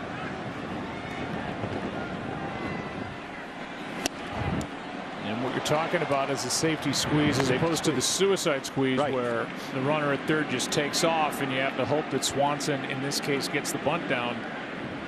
Safety, the runner takes a couple of steps, comes halfway and reads the bunt. Here's a base hit down the left field line. Ozuna scores, going to third as Albies. They're going to bring him around.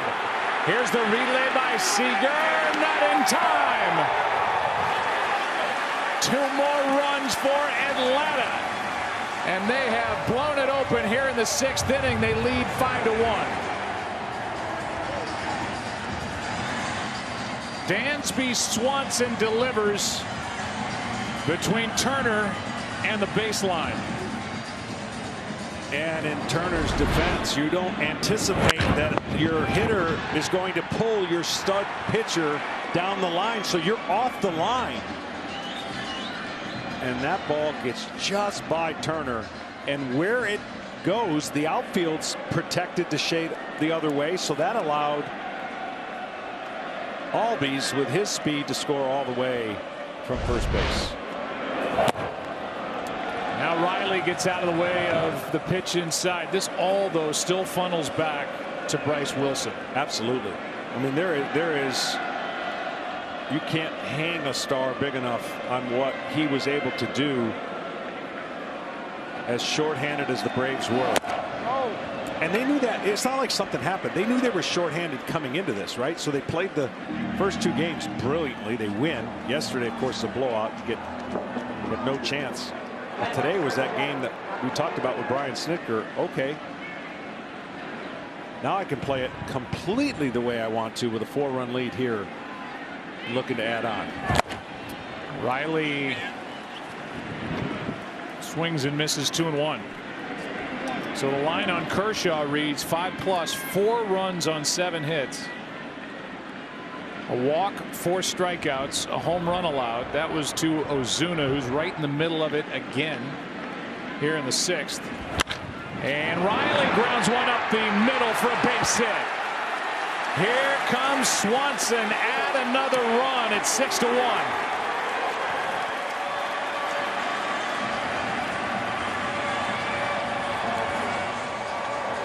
I guess there might be something in the 9th inning previous game that you play. The offense wakes up the next day.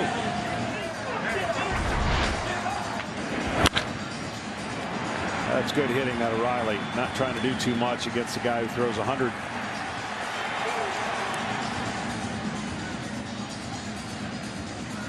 And Dave Roberts is out of the dugout. He's going to pull Gratterall. And Brian Snitker loves every minute of this. And so does he. 22-year-old Bryce Wilson. Gratterall allows the 2 inherited runners to score, and then 2 more. 6-1. Another pitching change here in the 6th.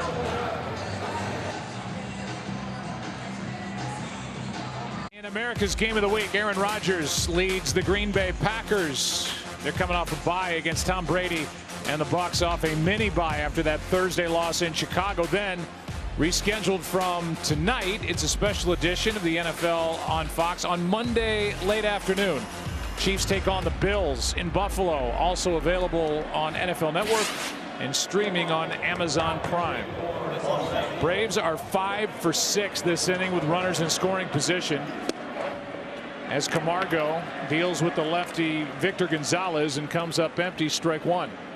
Yeah, the Braves the last 2 years have been victimized by the 1 inning you don't want to talk about ever again, and maybe they get a chance for a little redemption. It's only 5 runs, but they've got the 8th hitter, and barring a double play, 9 hitters to the plate. 1 ball, 1 strike on Camargo.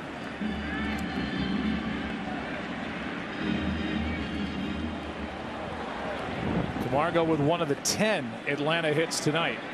The Dodgers still have just 1.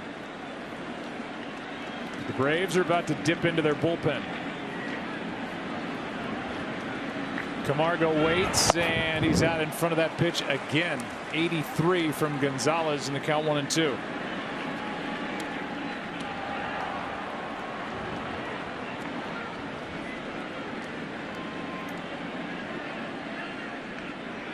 The lineup has changed in the bullpen since this runs have been scoring for the Braves.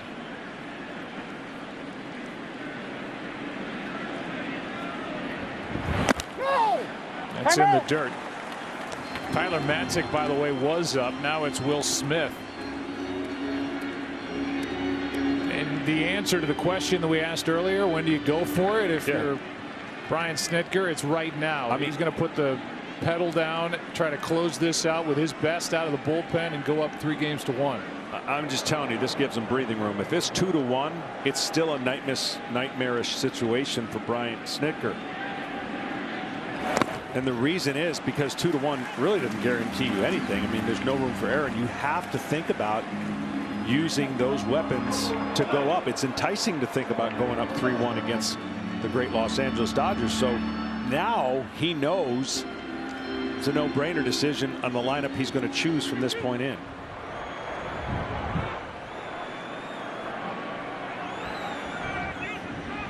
Camargo waits. 3-2 the count now. Gonzalez brings it, and that is down. So Gonzalez comes out of the bullpen and walks the first man he faces. And the 9th man to bat in the inning is the number 9 man in the order, Pache. What Dave Roberts is watching the Atlanta Braves do is what his team does to other teams. They have not expanded the zone in this inning. They have taken advantage of the little mistakes that have been made, and it's produced 5 runs. You go all the way back to Ozuna and some of the takes he had to the double, and then right there Camargo was off balance, looked bad, worked the walk. So the Braves hitters, not only have they come to life here in the 6th, they have been locked in on not expanding the zone. Big swing by Pache. He was going to jump on that pitch, walking up to the plate after the walk to Camargo, and he fouled it back. At this point, the Braves or the Dodgers are going to try to sit back and play for 2. Try to turn a double play on a ball on the ground rather than cut. I'm sorry, first and second. They're not playing in the traditional shift where you would have when this young man was up earlier with no one on. You got to protect a little bit because of the double play, and so you play it a little bit more straight up than the total shift we saw earlier. Remember, this inning started with that ball hit by Acuna that got over the head of Kershaw. Kike Hernandez threw wide of first. Acuna went down, looked to be in pain. He's on deck and seems to be fine as ball 1 goes down and into Pache. Yeah, there was no review on that play, but that review yesterday, who would have thought with Mookie Betts that would turn into an 11-run. There's been some pretty exciting plays at the first base bag that have turned into some pretty big innings. Because of speed. Yep. Speed of Betts last night, speed of Acuna tonight in this inning to get it started. That is down. 2-2 from Gonzalez.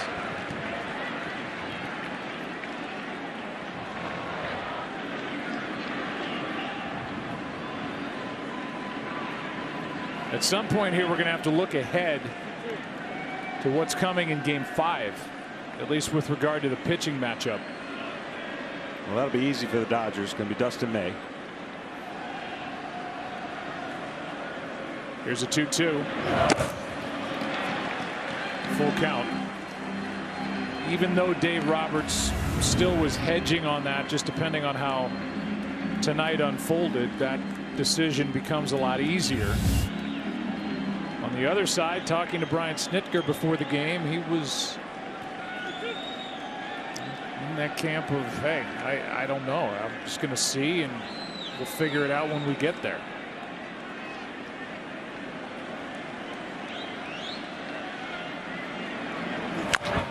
That's to third and foul, but little did Snitker know. Gonzalez ends up on the ground, but he's fine. That a handful of hours after he talked to us about his pitching plans and really didn't know what to expect out of Bryce Wilson.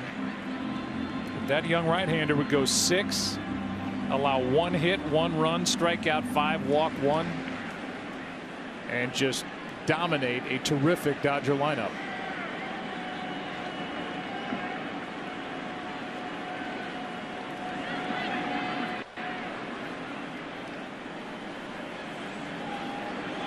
Three-two pitch now, and that is a bullet into center field. On his way to the plate, Riley, he scores without a play, and they just keep adding on. It's 7-1.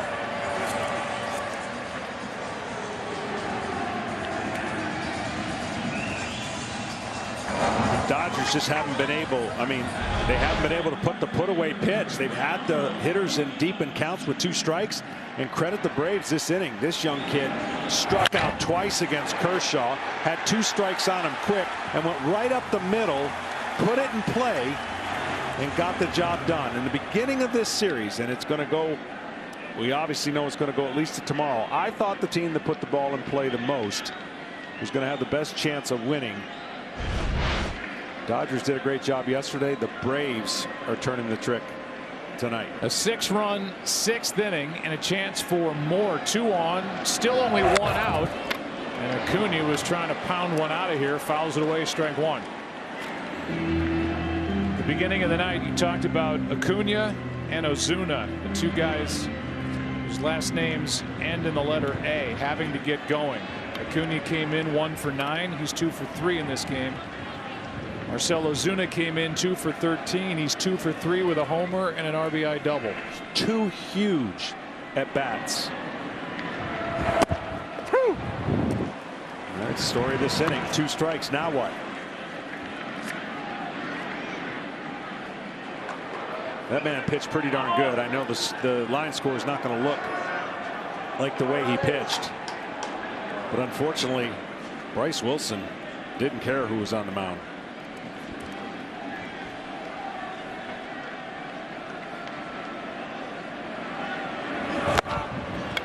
There's the put-away pitch on Acuna, and that is out number 2 in the inning.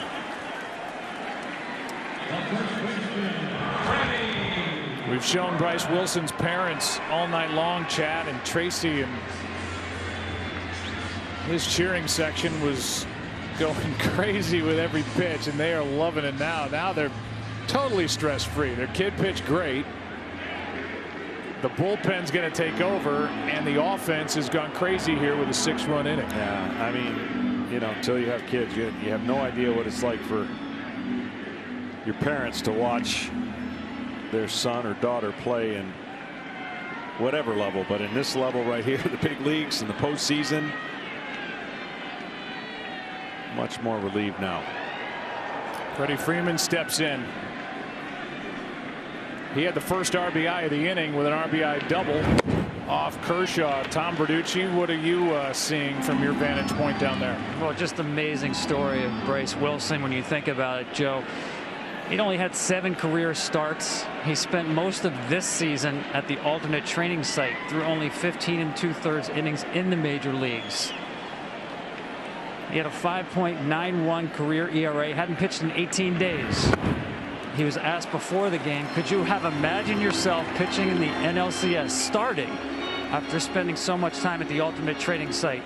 And Bryce Wilson said, not in a million years. And boy, did he take advantage of this stage. You think about how adrenaline for a young pitcher can be your friend or your enemy. Well, Bryce Wilson threw more pitches at 96 today than he had in any of his 6 games during the regular season. Controlled the emotions, turned it into a positive, and oh, by the way, outpitched a 3-time Cy Young Award winner and future first ballot Hall of Famer. Yeah, that's exactly right, Tom. That adrenaline sometimes doesn't work, and it worked for him. Watching film, there wasn't a lot of evidence of those pitches you were seeing earlier, and the gap of time that it was off. Wow, he did not center up many pitches tonight in the zone. 2-1 pitch is high and tight, 3-1.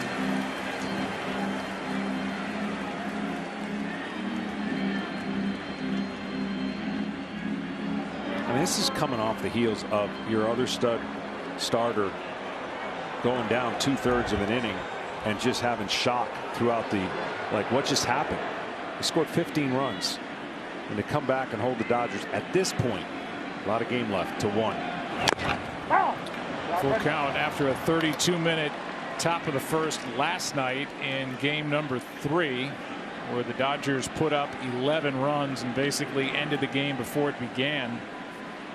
Now the Braves answer in the bottom of the 6th inning with a 6-run frame that's lasted 35+ minutes. Finding holes in this infield, shooting balls toward the gap. 3-2 pitch here, runners go, and a ground ball right side. Hernandez makes the play. The inning is over, but 6 runs in the frame on 7 hits. It started with that infield hit by Acuna and the fall past first, but they just kept on running. Up 6 after 6. Back after this from your local Fox station. Braves country. We go live to Travis Park.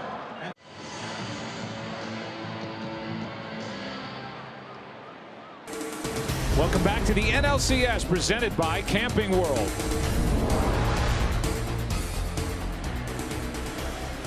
Some changes for Atlanta, now trying to protect the lead here in the final 1/3 of the ball game. 7th inning, first pitch a strike from the new left-hander. We'll tell you about him in a second. Nick Markakis is in the game to improve the defense in the outfield. He's in left. That moves Austin Riley from left to 3rd. Camargo is finished for the night, and here is Will Smith, who's a guy who was closed in the big leagues, been very successful. There are his numbers this postseason in 5 games, and right now he's pitching in a 7-1 game. Tremendous slider. He throws it a lot, but his fastball's the pitch they don't really hit, mainly because he throws it periodically, and it surprises the hitter after seeing a bunch of sliders, slow, and then zip, here comes a fastball.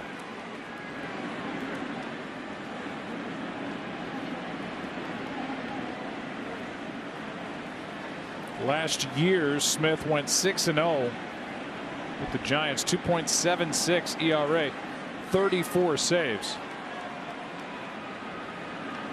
Was an all-star when the 2 leagues met in Cleveland. That misses down and in, 1 ball, 2 strikes. Got to be careful with the feet of Turner. Last night he good soccer player. Kicked at a ball that bounced in, actually kicked it between the feet of Travis d'Arnaud and was awarded first base. Hit by the pitch. Trying to get on to start the 7th inning and get something going for the Dodgers.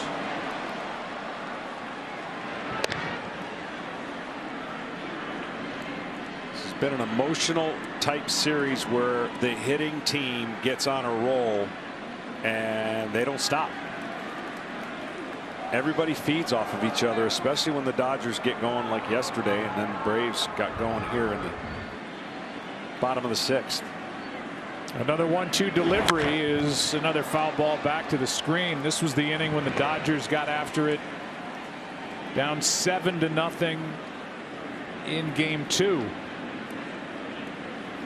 They got 3 in the 7th, ended up with 4 runs in the 9th, and fell 1 run short. The tying run at 3rd, the game came to a close. 8-7 final. Turner waits and fouls it back. Smith cannot put him away.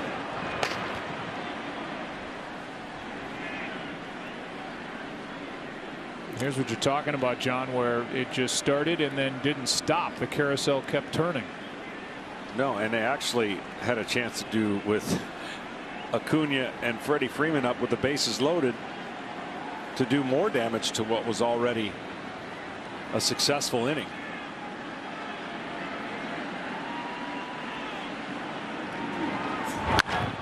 That is off the end of the bat, foul out of play. With a good battle here put up by Turner. You got Muncy to follow, then Peterson.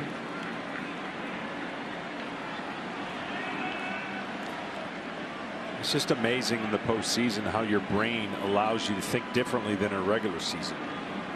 You know, in other sports, it takes something weird to happen to have that momentum go the other way when you've had control of the game. That's into center. What an at bat by Turner. He's on to start the 7th.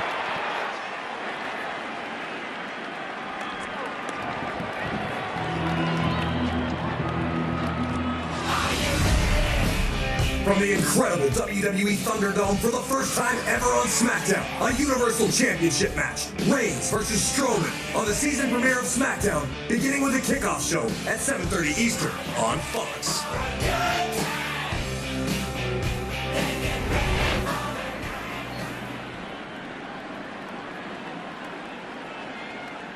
Here's Muncy.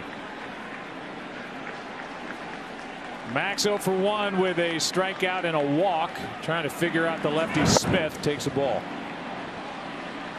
But against Kershaw, when they scored the tying run, it felt like they scored 3, Atlanta. And then when they took the go-ahead, you could see the emotion and everything building up because of the score. And then they just added on and continued to do the little things that pass the baton on to the next hitter. Outside. That's outside. You saw Jock Peterson now on the bench, and A.J. Pollock is in the on-deck circle. This game is a long way from over. Yeah.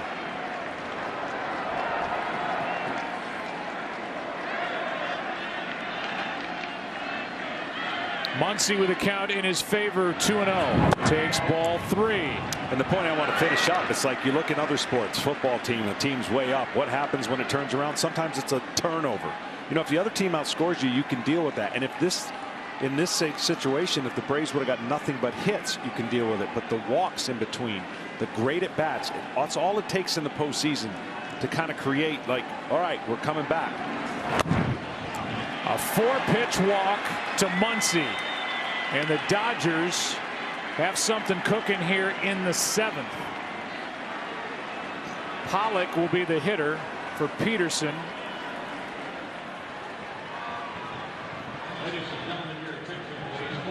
Here in the 7th.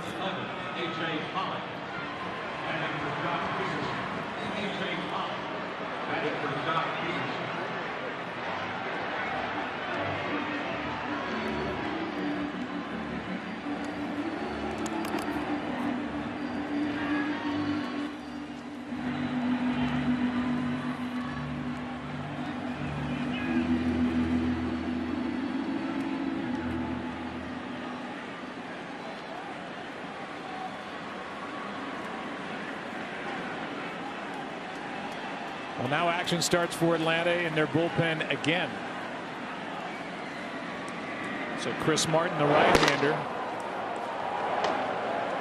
2 on, nobody out. Pollock batting against Will Smith. That is foul down the left field line. I know it sounds like a broken record, but when your team gets that emotional lift and you take the lead,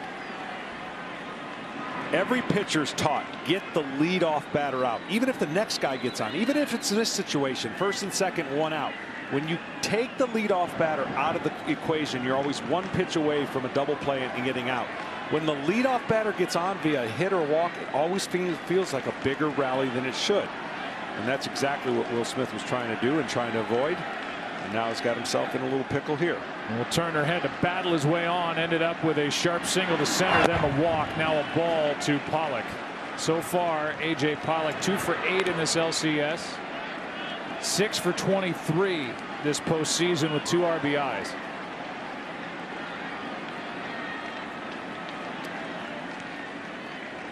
Pollock hit 16 home runs. That was tied for 3rd most in the National League during the short regular season.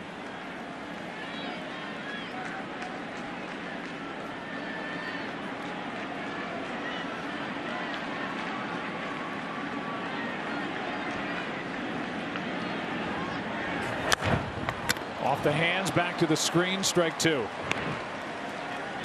And in his career has loved hitting off of left-handed pitchers. There's only 2 spots. When I look at you know, even when I was pitching in the league and I look at hitters, I look at the 9 boxes in a strike zone. And so I name them, you know, 1, 2, 3 up top, 4, 5, 6 in the middle, 7, 8, 9 as you're looking at the batter from the pitcher's standpoint. 2 and 9, if you picture those boxes, are the only places he really doesn't get any hits in the strike zone. Pollock hooks that into the Braves dugout. Somebody over there had to take a seat, or might have been Ron Washington, who still has tremendous reflexes. That was dangerous.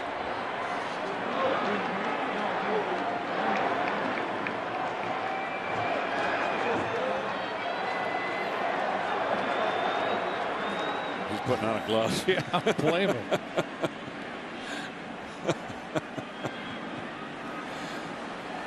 Yeah, the netting's everywhere else except for right there. Peeking over that top rail. Here's another 1-2 pitch. And right back toward him.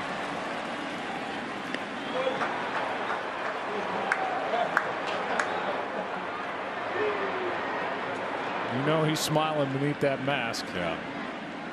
Longtime manager of the Texas Rangers from 07 through 14, 8 years, took the Rangers to the World Series in 2011 and twice in Game 6. It was within a strike of winning it all. Lost in 7 to the Cardinals.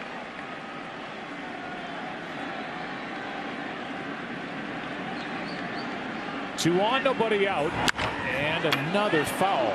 Smith just cannot find the out pitch. He couldn't against Turner.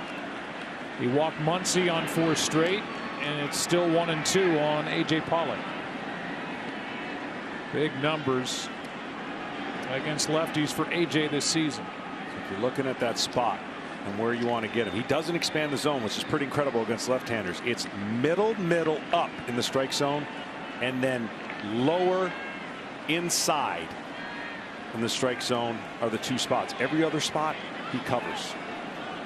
Time called by the catcher, Darno.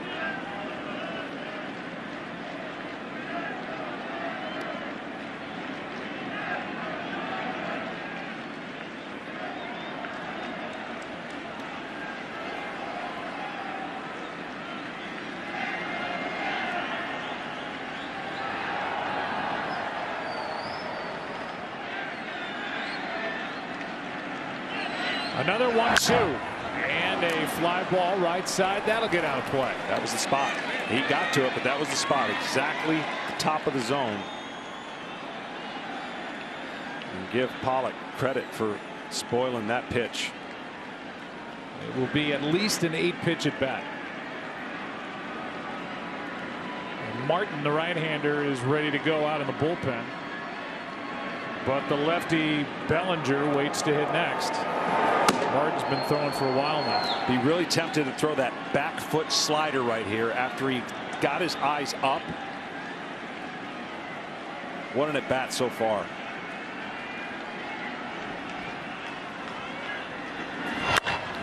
High fly ball into right. Back at the wall. It's Acuna making the catch. Tagging as Turner. He'll end up in third with 1 down. That long fly ball to the track in right. Pollock at the end of that at bat advances Turner first and third, 1 out. Well, I'm telling you, yesterday, good thing the Braves are saying they didn't play yesterday. Ball would have got out of the ballpark. The swirling winds, I think, kept that one in. He hit it way up in the air. The prevailing spot where the ball travels in this park with the roof open is right field.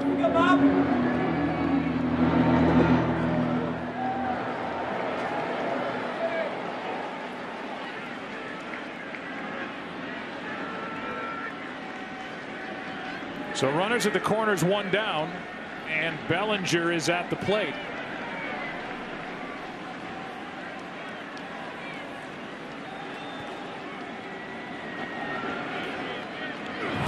Go!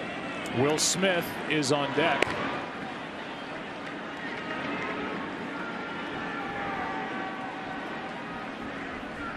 If there's any more trouble here in this inning, I don't think Will Smith will face Will Smith.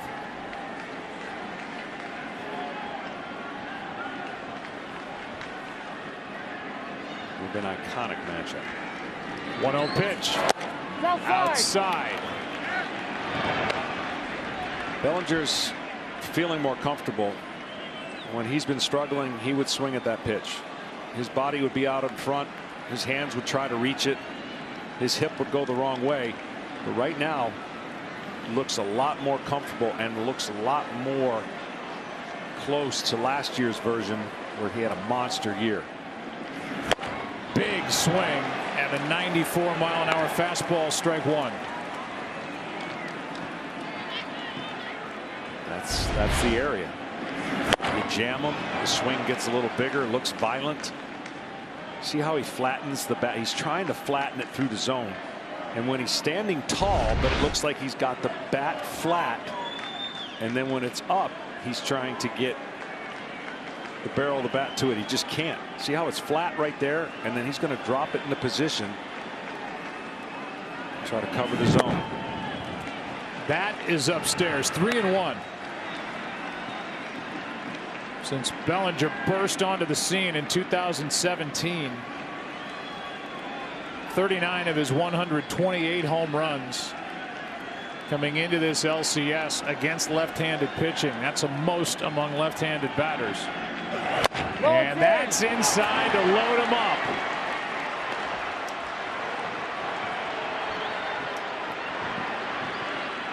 And that'll be all for Will Smith, it appears. With Will Smith, the Dodgers, about to be announced as a pinch hitter.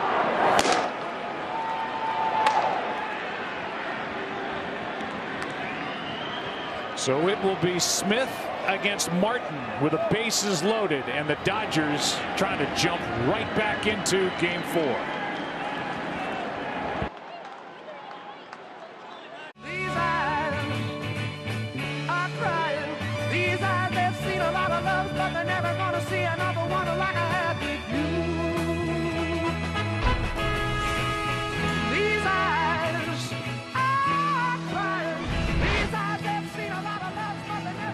Well, this is getting more and more interesting. A 6-run bottom of the 6th inning.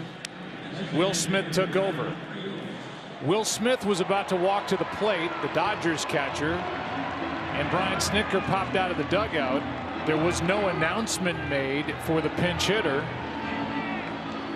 Snitker goes to the bullpen, brings in Chris Martin, and because Will Smith, the pinch hitter, wasn't announced, the Dodgers keep Edwin Rios in the ballgame, and he gets to face Chris Martin.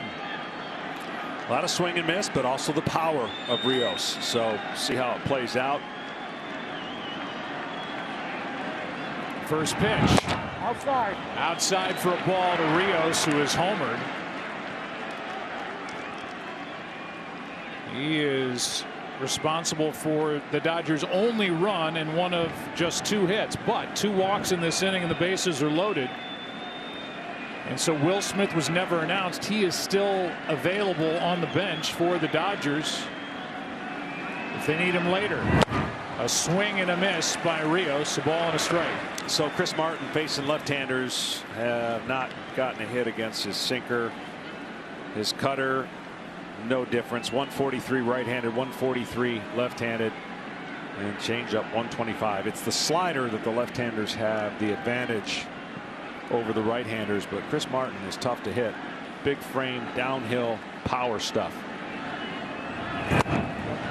A swing and a miss by Rios. That's strike 2.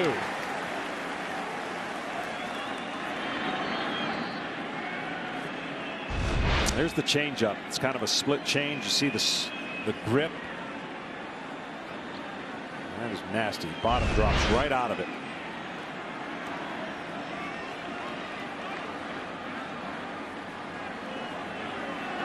Rios waits. Chris Martin brings it. And he just got a piece. Rios did to stay up there. These situations, unless you're a veteran, and of course Martin's more of a veteran than the young pitchers that the Braves have, is you don't get caught up in what could happen. Bases loaded, You just trade outs for runs at this point. You don't start thinking about what ifs or counting the runs. It's easier said than done, but you've got to really concentrate on just getting it out, even if that produces a run here.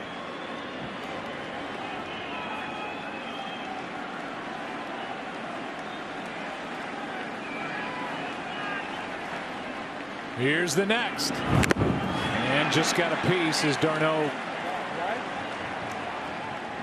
couldn't hang on after the ball hit the bat, and the count remains 1-2. And on the flip side, if you're the Dodgers, you want to just dink them to death. You want to keep traffic on the bases. I know hitting a grand slam brings you to within 2.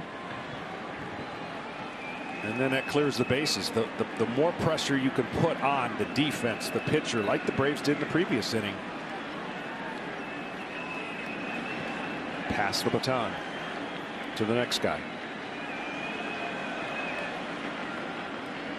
1-2 pitch is hit in the air to center field. Pache comes in, makes the catch. Tagging is Turner. Coming to the plate, going to third is Muncy. It's a 7-2 game on a sac fly to center by Rios.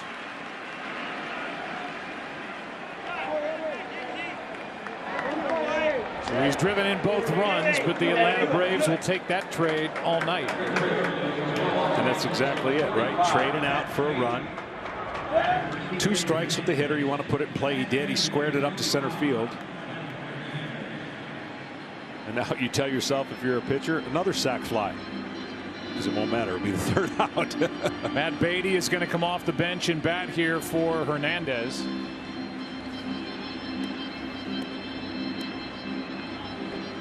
And it's first and third, 2 out. And now a quick word from Apple. Want more postseason stats? Hey Siri, who leads the postseason in strikeouts?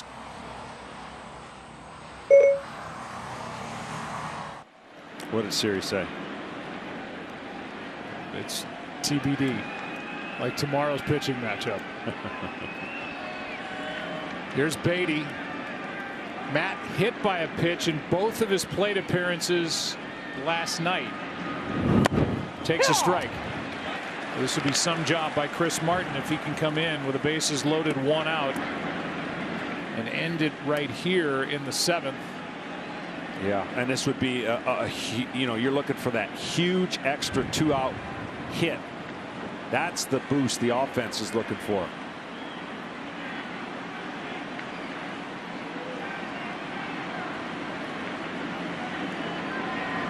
That is outside. Beatty hit .220 during the regular season in 21 games, 50 at bats, 2 homers, 5 RBIs.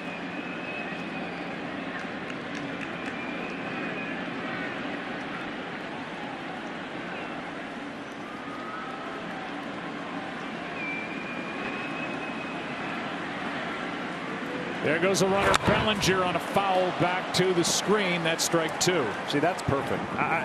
Not enough teams do that. They're so afraid of making an out, and they forget that the other team doesn't necessarily always pay attention. You can steal another run if you can get to second base in a bloop or an error or something, but I'm just amazed at how many teams refrain from taking that chance because they don't want to answer the question if something happens and they get the third outs made on the bases. Beatty trying to be a hero here as a pinch hitter. Takes high. Because if you read the defense of the Braves, they're giving him basically that bag. In what I think, the way they're situated. Who's going to cover? Is it going to be Dansby way back there trying to get to the bag? Well, that would be the closest guy.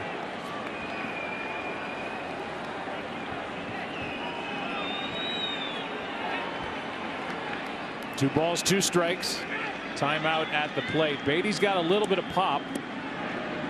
Hit 9 home runs last year and 249 at bats with the Dodgers. 34 home runs in the minors.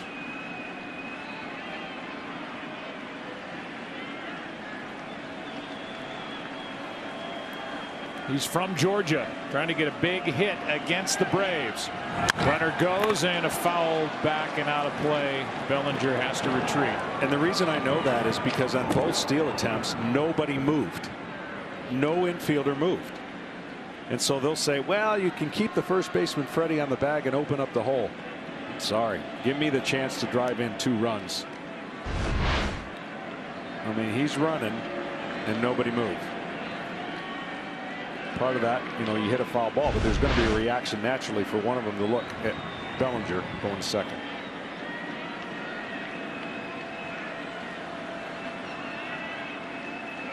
Going again, and the pitch in the dirt, and now a base hit means 2 most likely.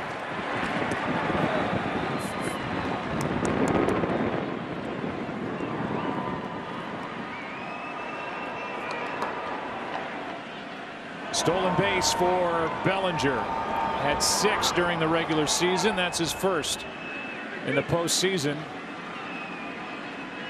2 runners in scoring position now with that. And a full count on Beatty with Austin Barnes on deck, the number 9 hitter. Well, this is a big at bat right here now. That is inside. Just missed to load him up. Good at bat by Beatty. And now, because Will Smith was never announced, he gets to come off the bench and bat for Austin Barnes instead of Rios. It's a great pitch. You could say it's a great take. You could say a lot of different things, but right now Mr. Martin was like, I painted that. And Mr. Beatty said nope. Well, let's go back through this again, and I know, you know, I know that either way, Will Smith, with what he did, coming in, allowing a hit, 2 walks, he was coming out of the ball game. But Dave Roberts sent the guy that's going to the plate now, Will Smith, into the on-deck circle. He was going to come up and hit for Rios, but Snitker popped right out of the dugout, made the pitching move, and Will Smith was never announced as a pinch hitter, so Smith goes back to the dugout. Rios ends up getting an extra at bat, in essence, against Chris Martin. And now, with the bases loaded and the game in some ways hanging in the balance, Will Smith gets to go back out there and look for a 2-out big RBI hit. Yeah, it is definitely something that either way I know will be asked of Brian and his reasoning. I mean, these are short benches. There's only 4 guys on each bench at the start of the night, as Smith takes low, ball 1. So no matter what, if you have a chance to burn one of the other team's bench players, you got to take it if you're going to make the pitching change either way. Even if you don't want to face that guy. Yeah. Here's the next. That's foul. Had some tight pitches in this inning, bottom of the zone.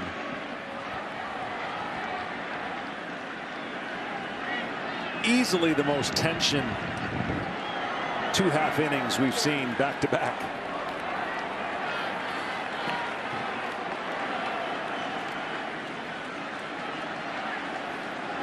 One of the dugouts either way is going to erupt after this at bat. Either the Dodgers with a hit or the Braves with a sigh of relief. Dodgers have scored just 1 in the inning, but have the bases loaded. 2 down, and here comes a 1-1 pitch to Will Smith, the 25-year-old catcher. Strike 2. Hard to believe, but this big right-hander, Chris Martin, did not inherit a runner this season coming out of the bullpen. So we talked about Gratterall prior to tonight doing a perfect job of stranding inherited runners. Martin hadn't been in this spot. He took over with the bases loaded, gave up a sac fly to Rios. It looked like he was going to be pinch hit for by the guy who's at the plate now, Will Smith. And the 1-2. 2-2. That's one thing Will Smith has done on the year. He doesn't chase breaking balls out of the zone too often. pretty incredible for a young player. A lot of his strikeouts, if his strikeouts, at least half of them are on the look called looking. You know, it's not swinging. Half is going to be a called strikeout.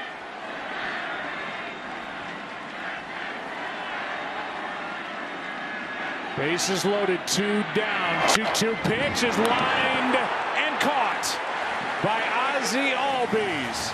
Martin fired up. And the Dodgers get only 1 and leave the bases loaded as the inning ends on this line drive caught by Albies. 7-2 after 6.5 in Game 4.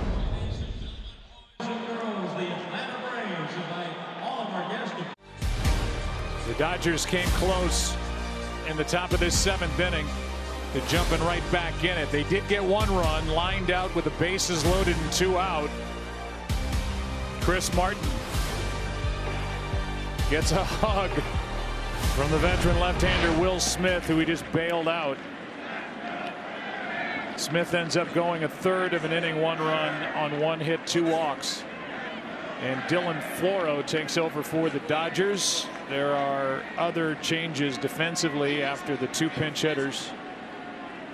Actually 3 in the top of the inning. I'll give them to you. As Marcelo Zuna, right in the middle of all the action, takes a strike. 1 ball, 1 strike.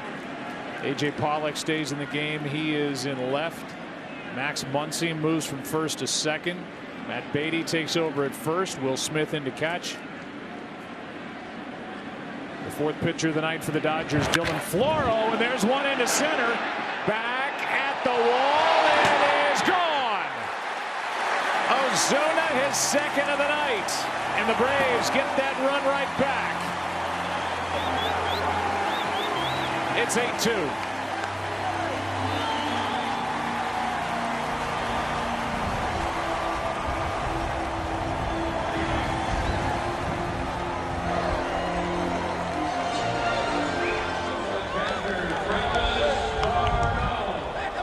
I would say he is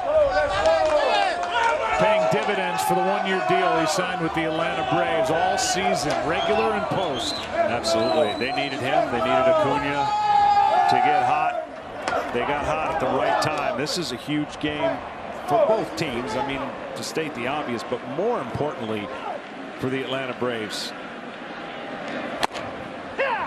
You're going to be staring, if this game holds true, to 3 starting pitchers that the Dodgers can throw at you if it goes that long.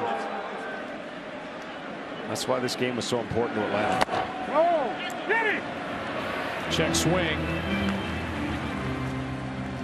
And d'Arnaud able to hold up 1 ball, 1 strike. Dustin May, the big rookie right-hander, will toe the slab tomorrow. Although at least before the game that wasn't official, that it's everything but. And now the Braves, if they end up winning tonight's game, they can do with Game 5 what they wish, knowing that if they have to go the distance in this LCS, right, they have Fried coming back for a Game 6, and they have Ian Anderson for a Game 7 if it gets that far. Yeah, well, I promise you this, they're going to do whatever they can to avoid a Game 7, because you can toss those right up in the air as you know, if you have to play it, which the Dodgers lose, they want a Game 7. I promise you. There's a strikeout of d'Arnaud. So in this series, through 4 games, you know, we talk about the crooked number innings. There's been 8 of those where they multiple runs, more than 1. There have been some big innings that have changed the dynamic of this series, going all the way back to when the game was tied and the Braves scored what, 4 in the 9th. Yeah, that was in Game 1 in the 5-1 win. And the guy at the plate, Ozzie Albies, was a part of that, driving in the last 2 runs of that 9th inning in Game 1 with a 2-run home run. Hit a 2-run shot, rather a solo shot, the next night in the 9th inning. And that proved to be bigger than anybody could have thought. Boy, there's no doubt. That ended up being the difference in the game. Here is a swing and a miss on 2-0.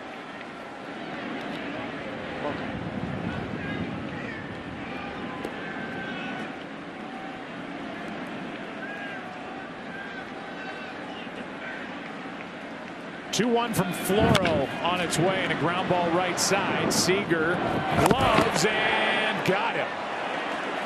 Boy, Albies can just flat out fly down that line. Here's the home run by Ozuna.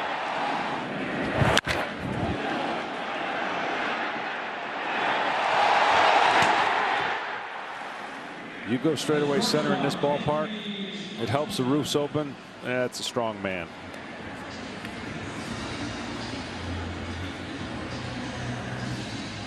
And he and Ron Washington on his way around the bases take an imaginary selfie. 2 out, a run home, nobody on. Dansby Swanson takes the ball. The Dodgers in the 8th will have the top of the order: Betts, Seager, Turner.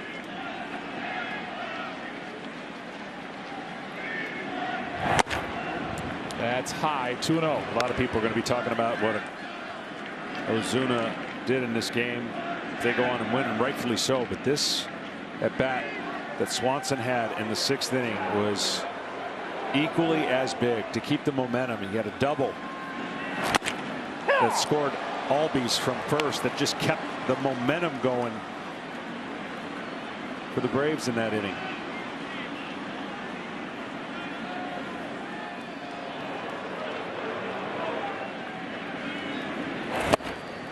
Two and two. His 3rd hit of this LCS. 3 out of 15. 3 RBIs now. To be honest, I've never been so locked in on a score sheet like I have this week. Never been so impressed with your work. There's a strikeout. But the Braves get the run back on the leadoff home run by Marcell Ozuna. They knew it on the bench. That ball was blasted. 8-2 game after 7 in game 4 on a chilly night in Arlington. Eating or drinking, maintain a 6-foot distance between yourself and the guests around you. Back to the NLCS, presented by Camping World. 8-2 ball game into the 8th, top of the order for the Dodgers. Mookie Betts will deal with the lefty Tyler Matzik. Brings it in high for ball 1. Betts, Seager, Turner.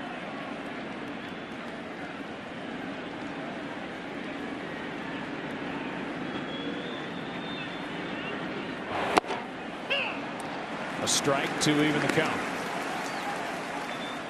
This young man, hard to describe. I'm sure the hitters will tell you. Ball just kind of comes out of his hand, and next thing you know, it shows up at home plate with late life. Best way I can describe it is if you play catch with somebody, you think you're going to catch the ball, and the ball catches you. Right there, 95. Yeah. Strike 2. It's called a heavy ball or late life, however you want to say it. But when you play catch with somebody, you go to catch it like, ah, man.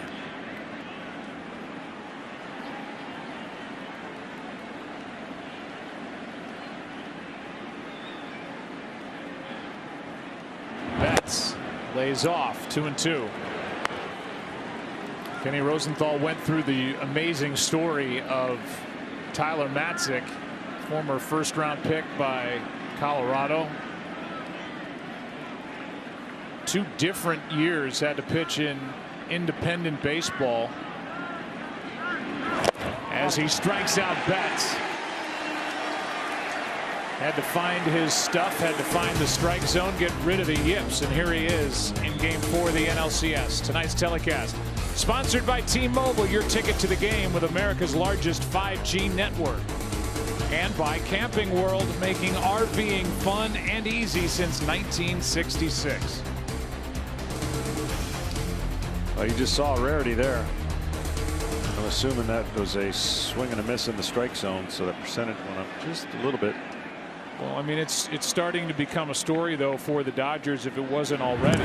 Oh, sorry about that. You can hear Darno apologize to the home plate umpire, Corey Blazer. He missed it, and that came back and caught the umpire, I believe, right in the mask. Can I get your net? And Seager makes sure the umpire's okay, and Darno apologetic immediately. Yeah, it just took a horrible bounce. There's nothing. I mean, I know Darno was telling me, I got to block that ball. That ball hit something and went completely the other way. Started to say that if the Dodgers don't come back, they're down by 6 here in the 8th. They will go into tomorrow night, Game 5, needing more out of Mookie Betts. He got it going last night with that infield single, but he is now 2 for 14. No homers, no RBIs, no steals, nothing. Got it.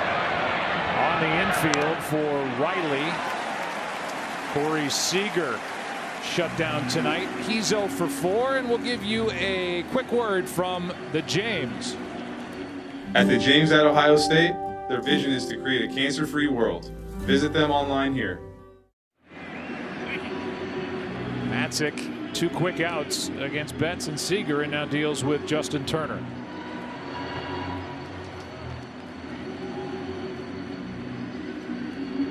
One for 3 tonight. His single last inning was followed by a walk to Muncy, and then a 1-out walk to Bellinger to load him up. But the Dodgers ended up with just 1 run scoring on a sac fly by Rios. No. Ball 1.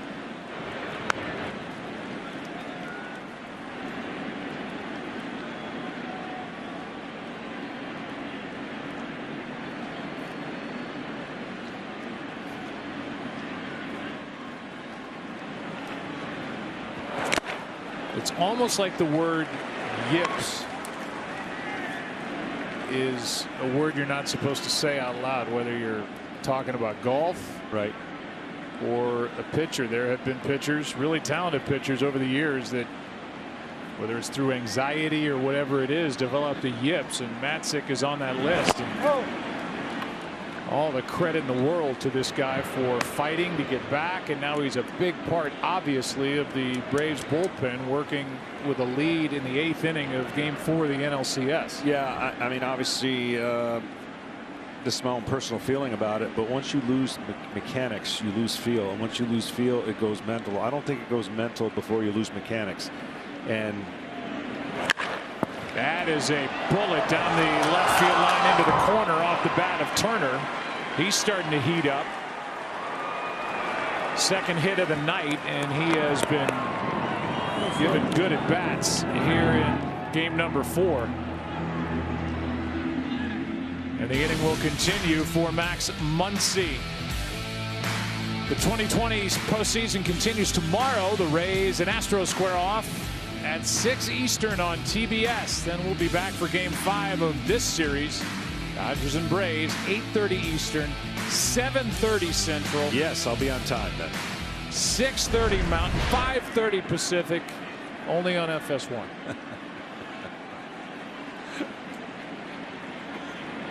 Oh, the old reoccurring dream for baseball players' nightmares. Yeah. Straight is they're going to miss the bus. They're going to miss the game. They're not going to wake up in time. Only happened to me once. It's the worst feeling in the world when your team plane's getting ready to leave and you pull up to the park and nobody's there. I made it though. You live this pristine life. I'm sure nobody was really worried about you. Well, my driver didn't show up. The limo. No, I'm just kidding. Yeah, right. When I got there, I got a standing O, of course, in the plane when I walked through the humiliation walk of. Yeah, well, let's be honest, John. There are certain players that the team plane will wait for. You're on that list. There are awfully kind of you. Other players that the team plane may leave early just to leave behind to make a point. And then that guy's back in the minor leagues or looking for another organization. 1 ball, 1 strike on Muncy.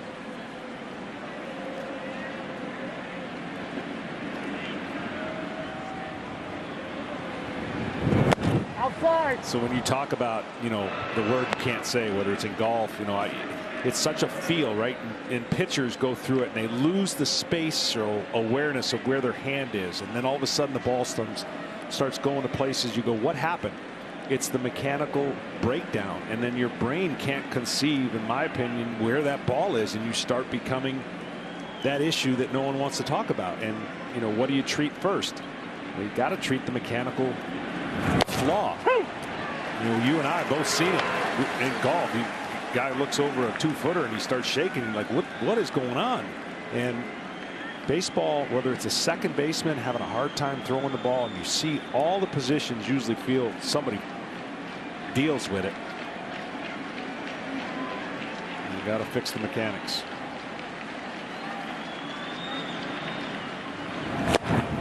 How about Matzik? 2 strikeouts in the inning, gets around that double by Turner. And the Braves jumping for joy, leading by 6 after 7.5 in Game 4.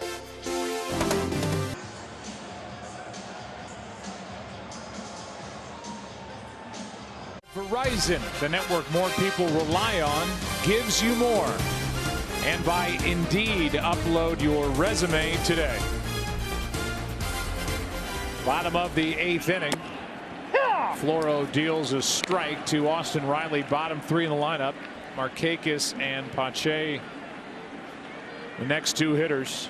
6-run ball game, 8-2.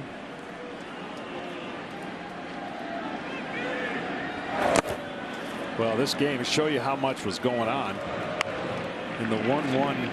I don't know, going into the bottom of the 6th, give or take, you know, 2-hour game. From the bottom of the 6th to the top of the 7th was 1 hour and 9 minutes. That's how many people were on base and came up to the plate. Strike 2 on Riley. Crazy. It really is. 6 outs. Took that.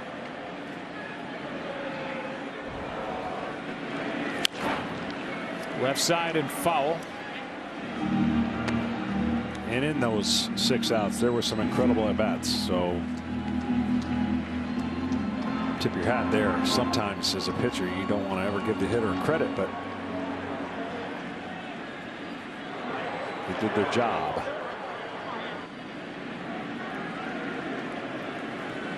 Another 1-2 to Riley is down and away, 2-2. Jake McGee, a left-hander, getting loose for the Dodgers in their pen. He's not alone.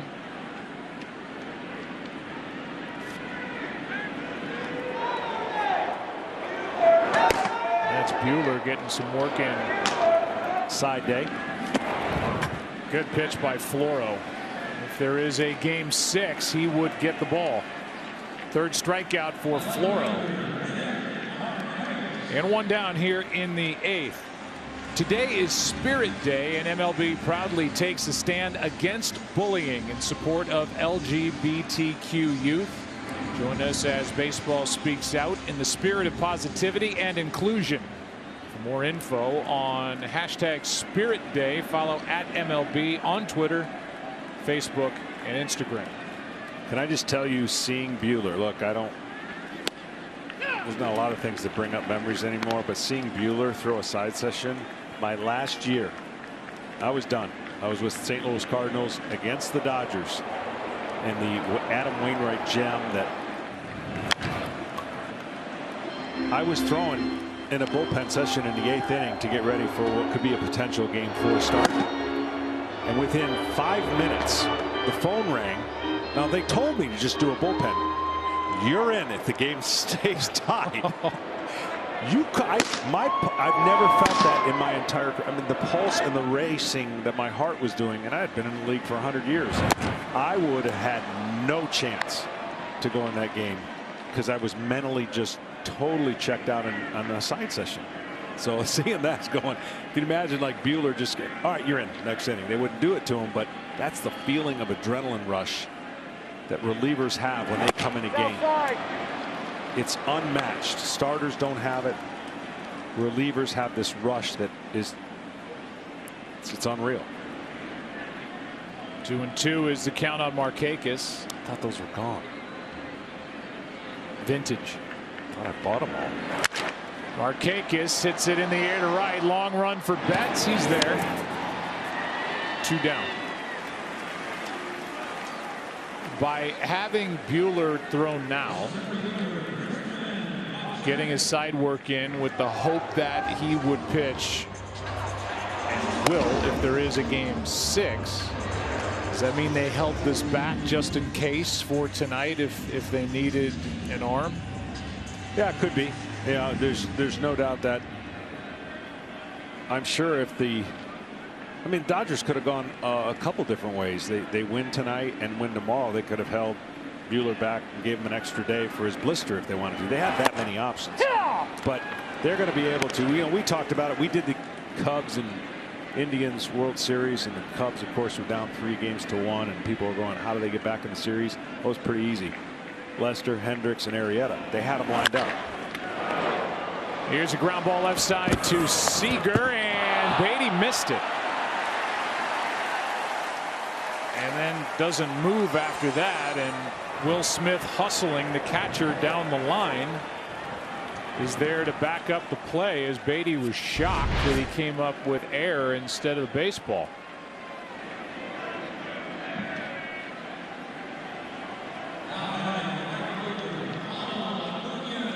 It's an error on Beatty on something that everybody takes for granted. Yeah, you rarely see that. I was just wondering what he was thinking when he turned around and saw the ball was over there. He wasn't moving. He didn't move. But Will Smith was there backing up. I mean, that just tells you all you need to know, by the way, about Will Smith, the catcher. Yeah. It's an 8-2 game. He's taking nothing for granted. And he's running down the first baseline, and he's basically there on the most routine play you can have at the end of this ball game. Who'd they give the error to? They gave it to 3, first base, right? Yes. Well, you never know. It's always always give it to the guy who throws it, it seems like. In this case, it went to Beatty. And Acuna gets a chance to bat here, has a 1-1 count, and Floro has to try to get another out, in essence.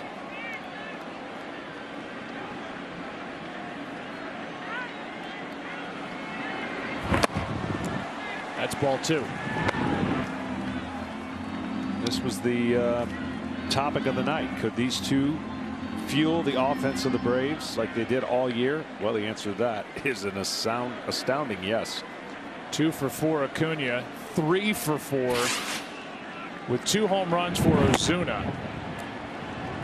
Acuna takes a ball. They count 3-1 from Floro. So the letter of the alphabet for you folks tomorrow will be the letter B, and that'll start with the Dodgers. Betts, Bellinger, right? Just to play off the alphabet. Yeah. No. Now a walk, and that's probably going to force a pitching change. Our dynamic play of the game presented by Hankook Tire.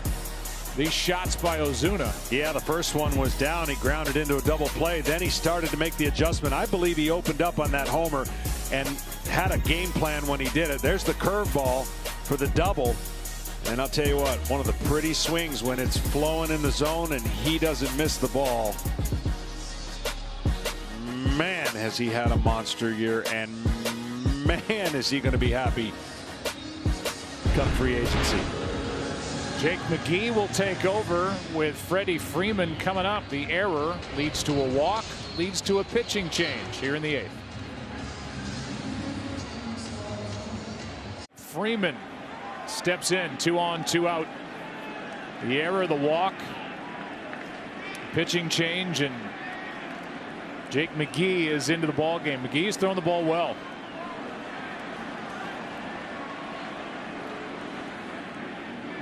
Brings it home, and Freeman gets a good swing and fouls it straight back.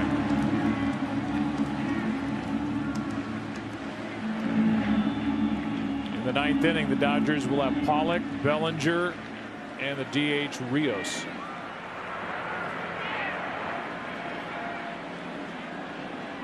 Such a strange beginning to this game where the wind was such a factor. Everybody had something that was bothering him, including Freddie. Couldn't see the ball in the first. Ball one.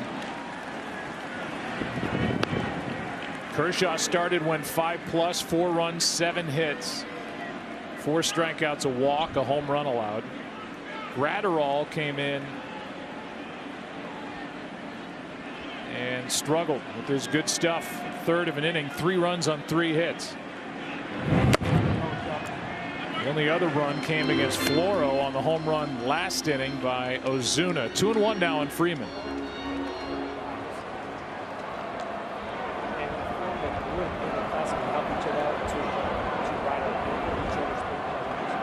Is there any question on who the potential player of the game is? No.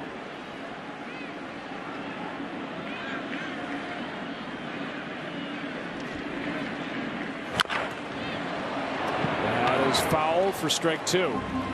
Play of the game is Bryce Wilson. If you're just joining us, we came on the air talking about the tail of the tape and a lopsided matchup between Bryce Wilson, who had thrown less than 43 innings in the big leagues, taking on Clayton Kershaw, who was making his 28th career postseason start, and all Bryce Wilson did was win that battle. Bryce Wilson, one of the TBDs in this series, and the TBD outpitched a future Hall of Famer here tonight.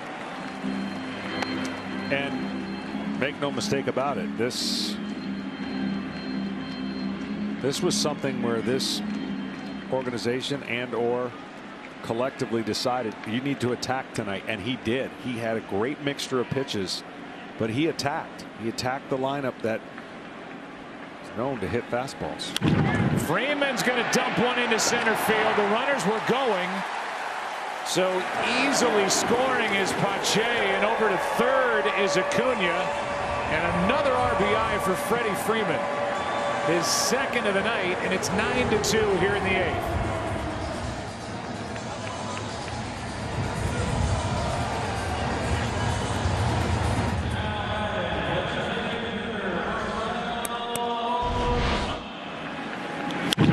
Freddie Freeman at his best, stays inside the ball, 2-strike hitter, doesn't matter. It's amazing.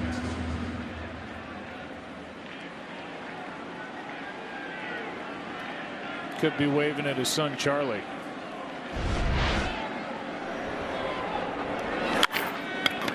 Fouled out of play off to the right by Ozuna. Am I hearing the follow through of the swing? It feels like he hits the catcher in the. Am I hearing things? The long swing sometimes catches the back. I think it's the chain. Oh. It's the bling. It's the diamond gold necklace. 0-1 pitch.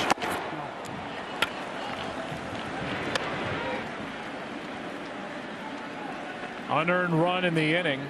This is all after that throw to first that was dropped or missed by Beatty. Shane Green is getting loose. Mark Melancon up and away. 2-1. Every time Melancon gets up, he catches home runs out there beyond the wall in left center. Ozuna's already hit 2.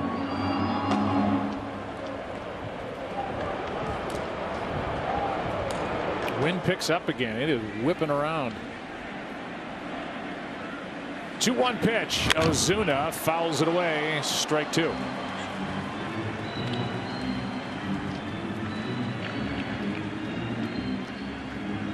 Tell you what, whatever the capacity has been every day, I don't think one person has left. Why? If they're going to come here and watch a game in Arlington, Texas, between two teams, neither one of which the Texas Rangers, they're not leaving early.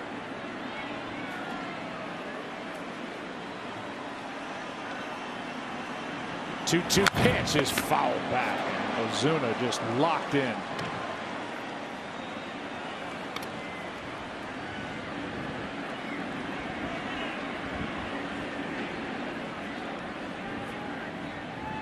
Marcell bounced into a double play in the first inning, homered with 1 out to tie it in the 4th.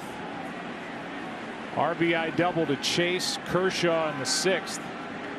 Homered in the 7th off Floro.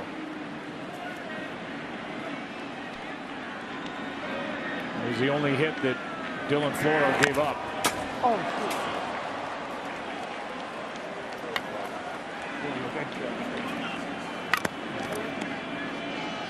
Well, that time the mask of Will Smith came off.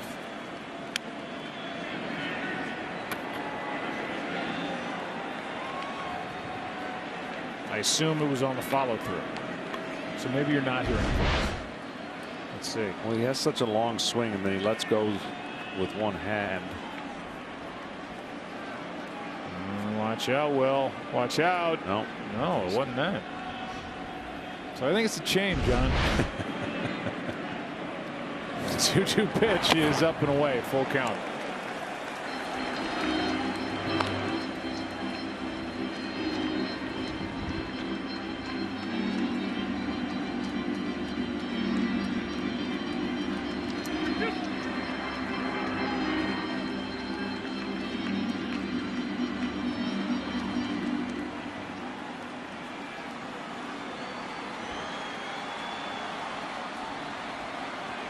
Ozuna has already had a big night.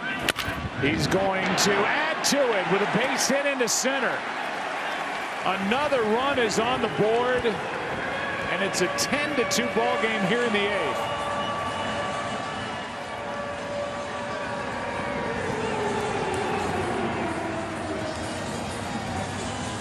Well, after the double play, he has hit everything they've thrown at him.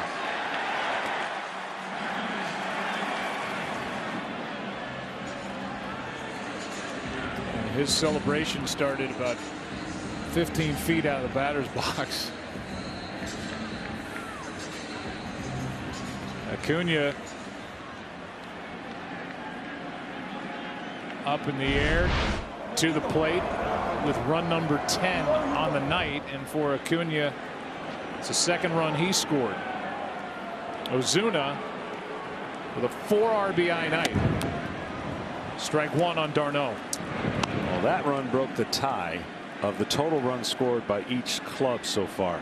So it's been a strange series, but it was 25 runs to 25 runs. The Braves now have scored their 26th run in Game 4.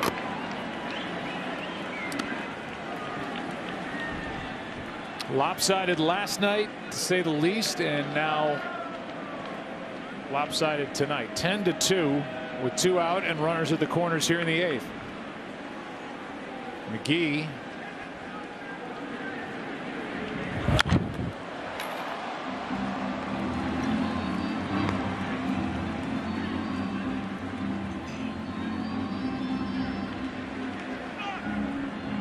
Beatty missed that throw from Seager, and that's led to 2 more.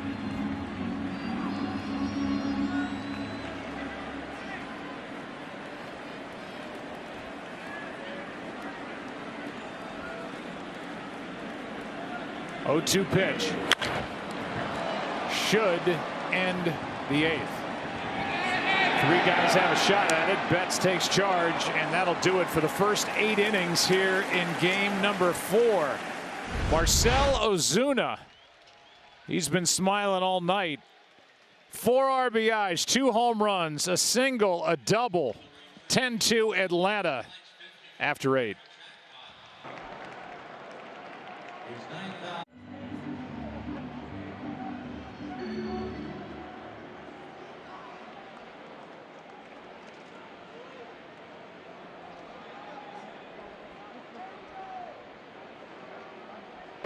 The DH, Marcell Ozuna, one of the stars tonight for Atlanta. The biggest star is Bryce Wilson, the starter. First postseason appearance, After going 1-0 in 6 games, 2 starts in the regular season, went 6, 1 run, 1 hit, 5 strikeouts, 1 walk. Allowed a home run to Edwin Rios in the 3rd, and that was it. Shane Green takes over, worked an inning and a 1/3 last night. Drills the inside corner here, and the count 0-2 on A.J. Pollock. Pollock pinch hit in the 7th after a hit and a walk, and that was an opportunity that frame for the Dodgers to jump back in it. They left the bases loaded. They've stranded 5 tonight, and they have just 3 hits.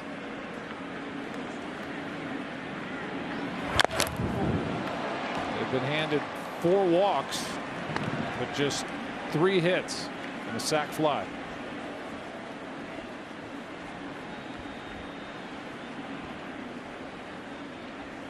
Oh, 0-2, still the count on Pollock. Bellinger and then Rios.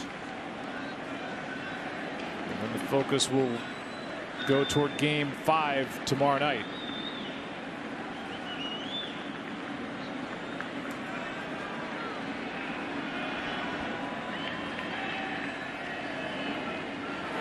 Outside.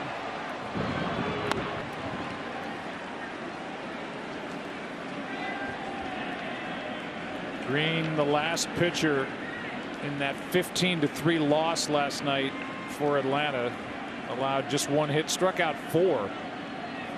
So every out he picked up in his inning and a 1/3 he got via the strikeout. His 1-2 is popped up on the infield. Darno. Foul territory, has out number 1. 1 in 5 kids in the U.S. may not be able to afford to play Little League next season. Every time you text Little League to 313131, T-Mobile will donate $1 to their Little League call-up grant program so our kids can keep playing ball.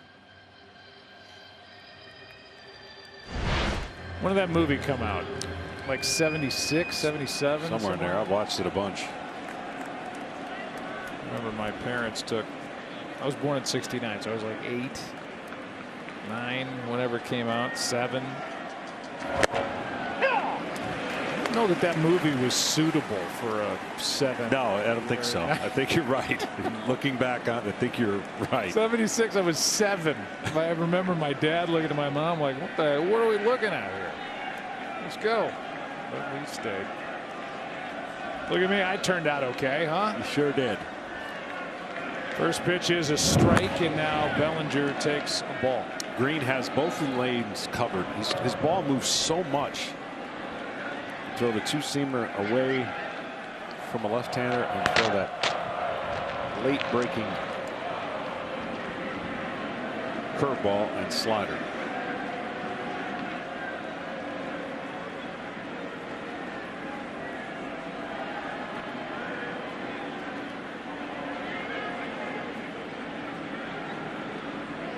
Bellinger drew a walk in what looked to be a promising inning for LA in that 7th. Foul.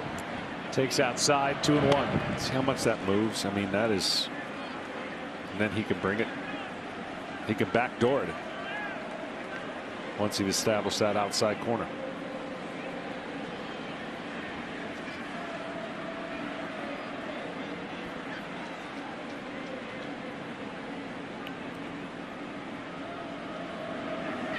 Two-one pitch, and Bellinger hits it in the air to center.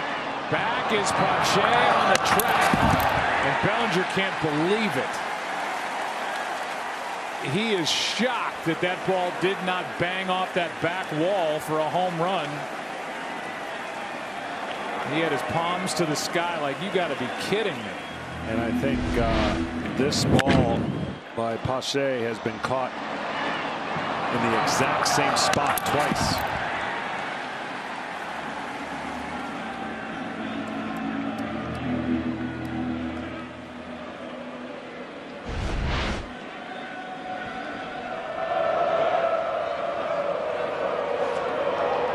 Two out. He said, that's all I have. That's all I got. Can't hit it out. Not the center at the moment with this swirling wind. It is a chilly night. Not in the category of cold, but temperatures dropped in the first pitch, a strike to Edwin Rios. He has both RBIs tonight for the Dodgers, a homer in the third and a sac fly in the seventh. 1 ball, 1 strike. And I'll tell you what, a lot of people still might be trying to figure out, well, they got a roof. If it's so bad, why do they got it open? Well, we addressed it earlier, but it's a COVID thing, partly, and no rain. They're going to keep it open. And it's not like guys haven't played in conditions like this. It's just you look at it and go, well, there's a roof, close it. They want as much airflow through here as they can get. They're getting plenty of it tonight. Yes, they are.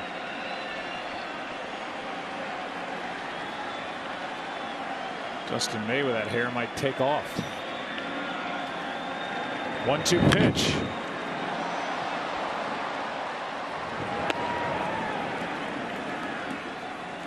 Dodgers and their fans' hopes will be on the right arm and rest on the talents of Dustin May tomorrow night at the beginning, but it'll be an elimination game, and he'll be the first of, you have to believe, quite a few. Unless he just dominates, and he's more than capable of that. Ground ball to first, and that does it. Game 4 belongs to the Atlanta Braves, and this night, Thursday, October 15th, Game 4 of this NLCS belongs to him. Bryce Wilson, who gets the win with 6 fantastic innings here in Arlington, Texas. You know, we did that tail of the tape in the open, and if this really was a boxing match, you could go to it thinking, how long can he last? How long can he go toe-to-toe with Kershaw? Well, amazingly, he went everything and beyond, and boy, has he put the Braves in a nice situation, considering where they were in this pitching rotation. They didn't know who it was going to be for sure until late yesterday. The answer, Bryce Wilson, and he comes up a winner tonight. John and Tom and Kenny and Pete and Matt, I'm Joe. Let's send it to Kevin Burkhardt in the studio with the crew. 10-2. Braves on top. They're up 3 games to 1.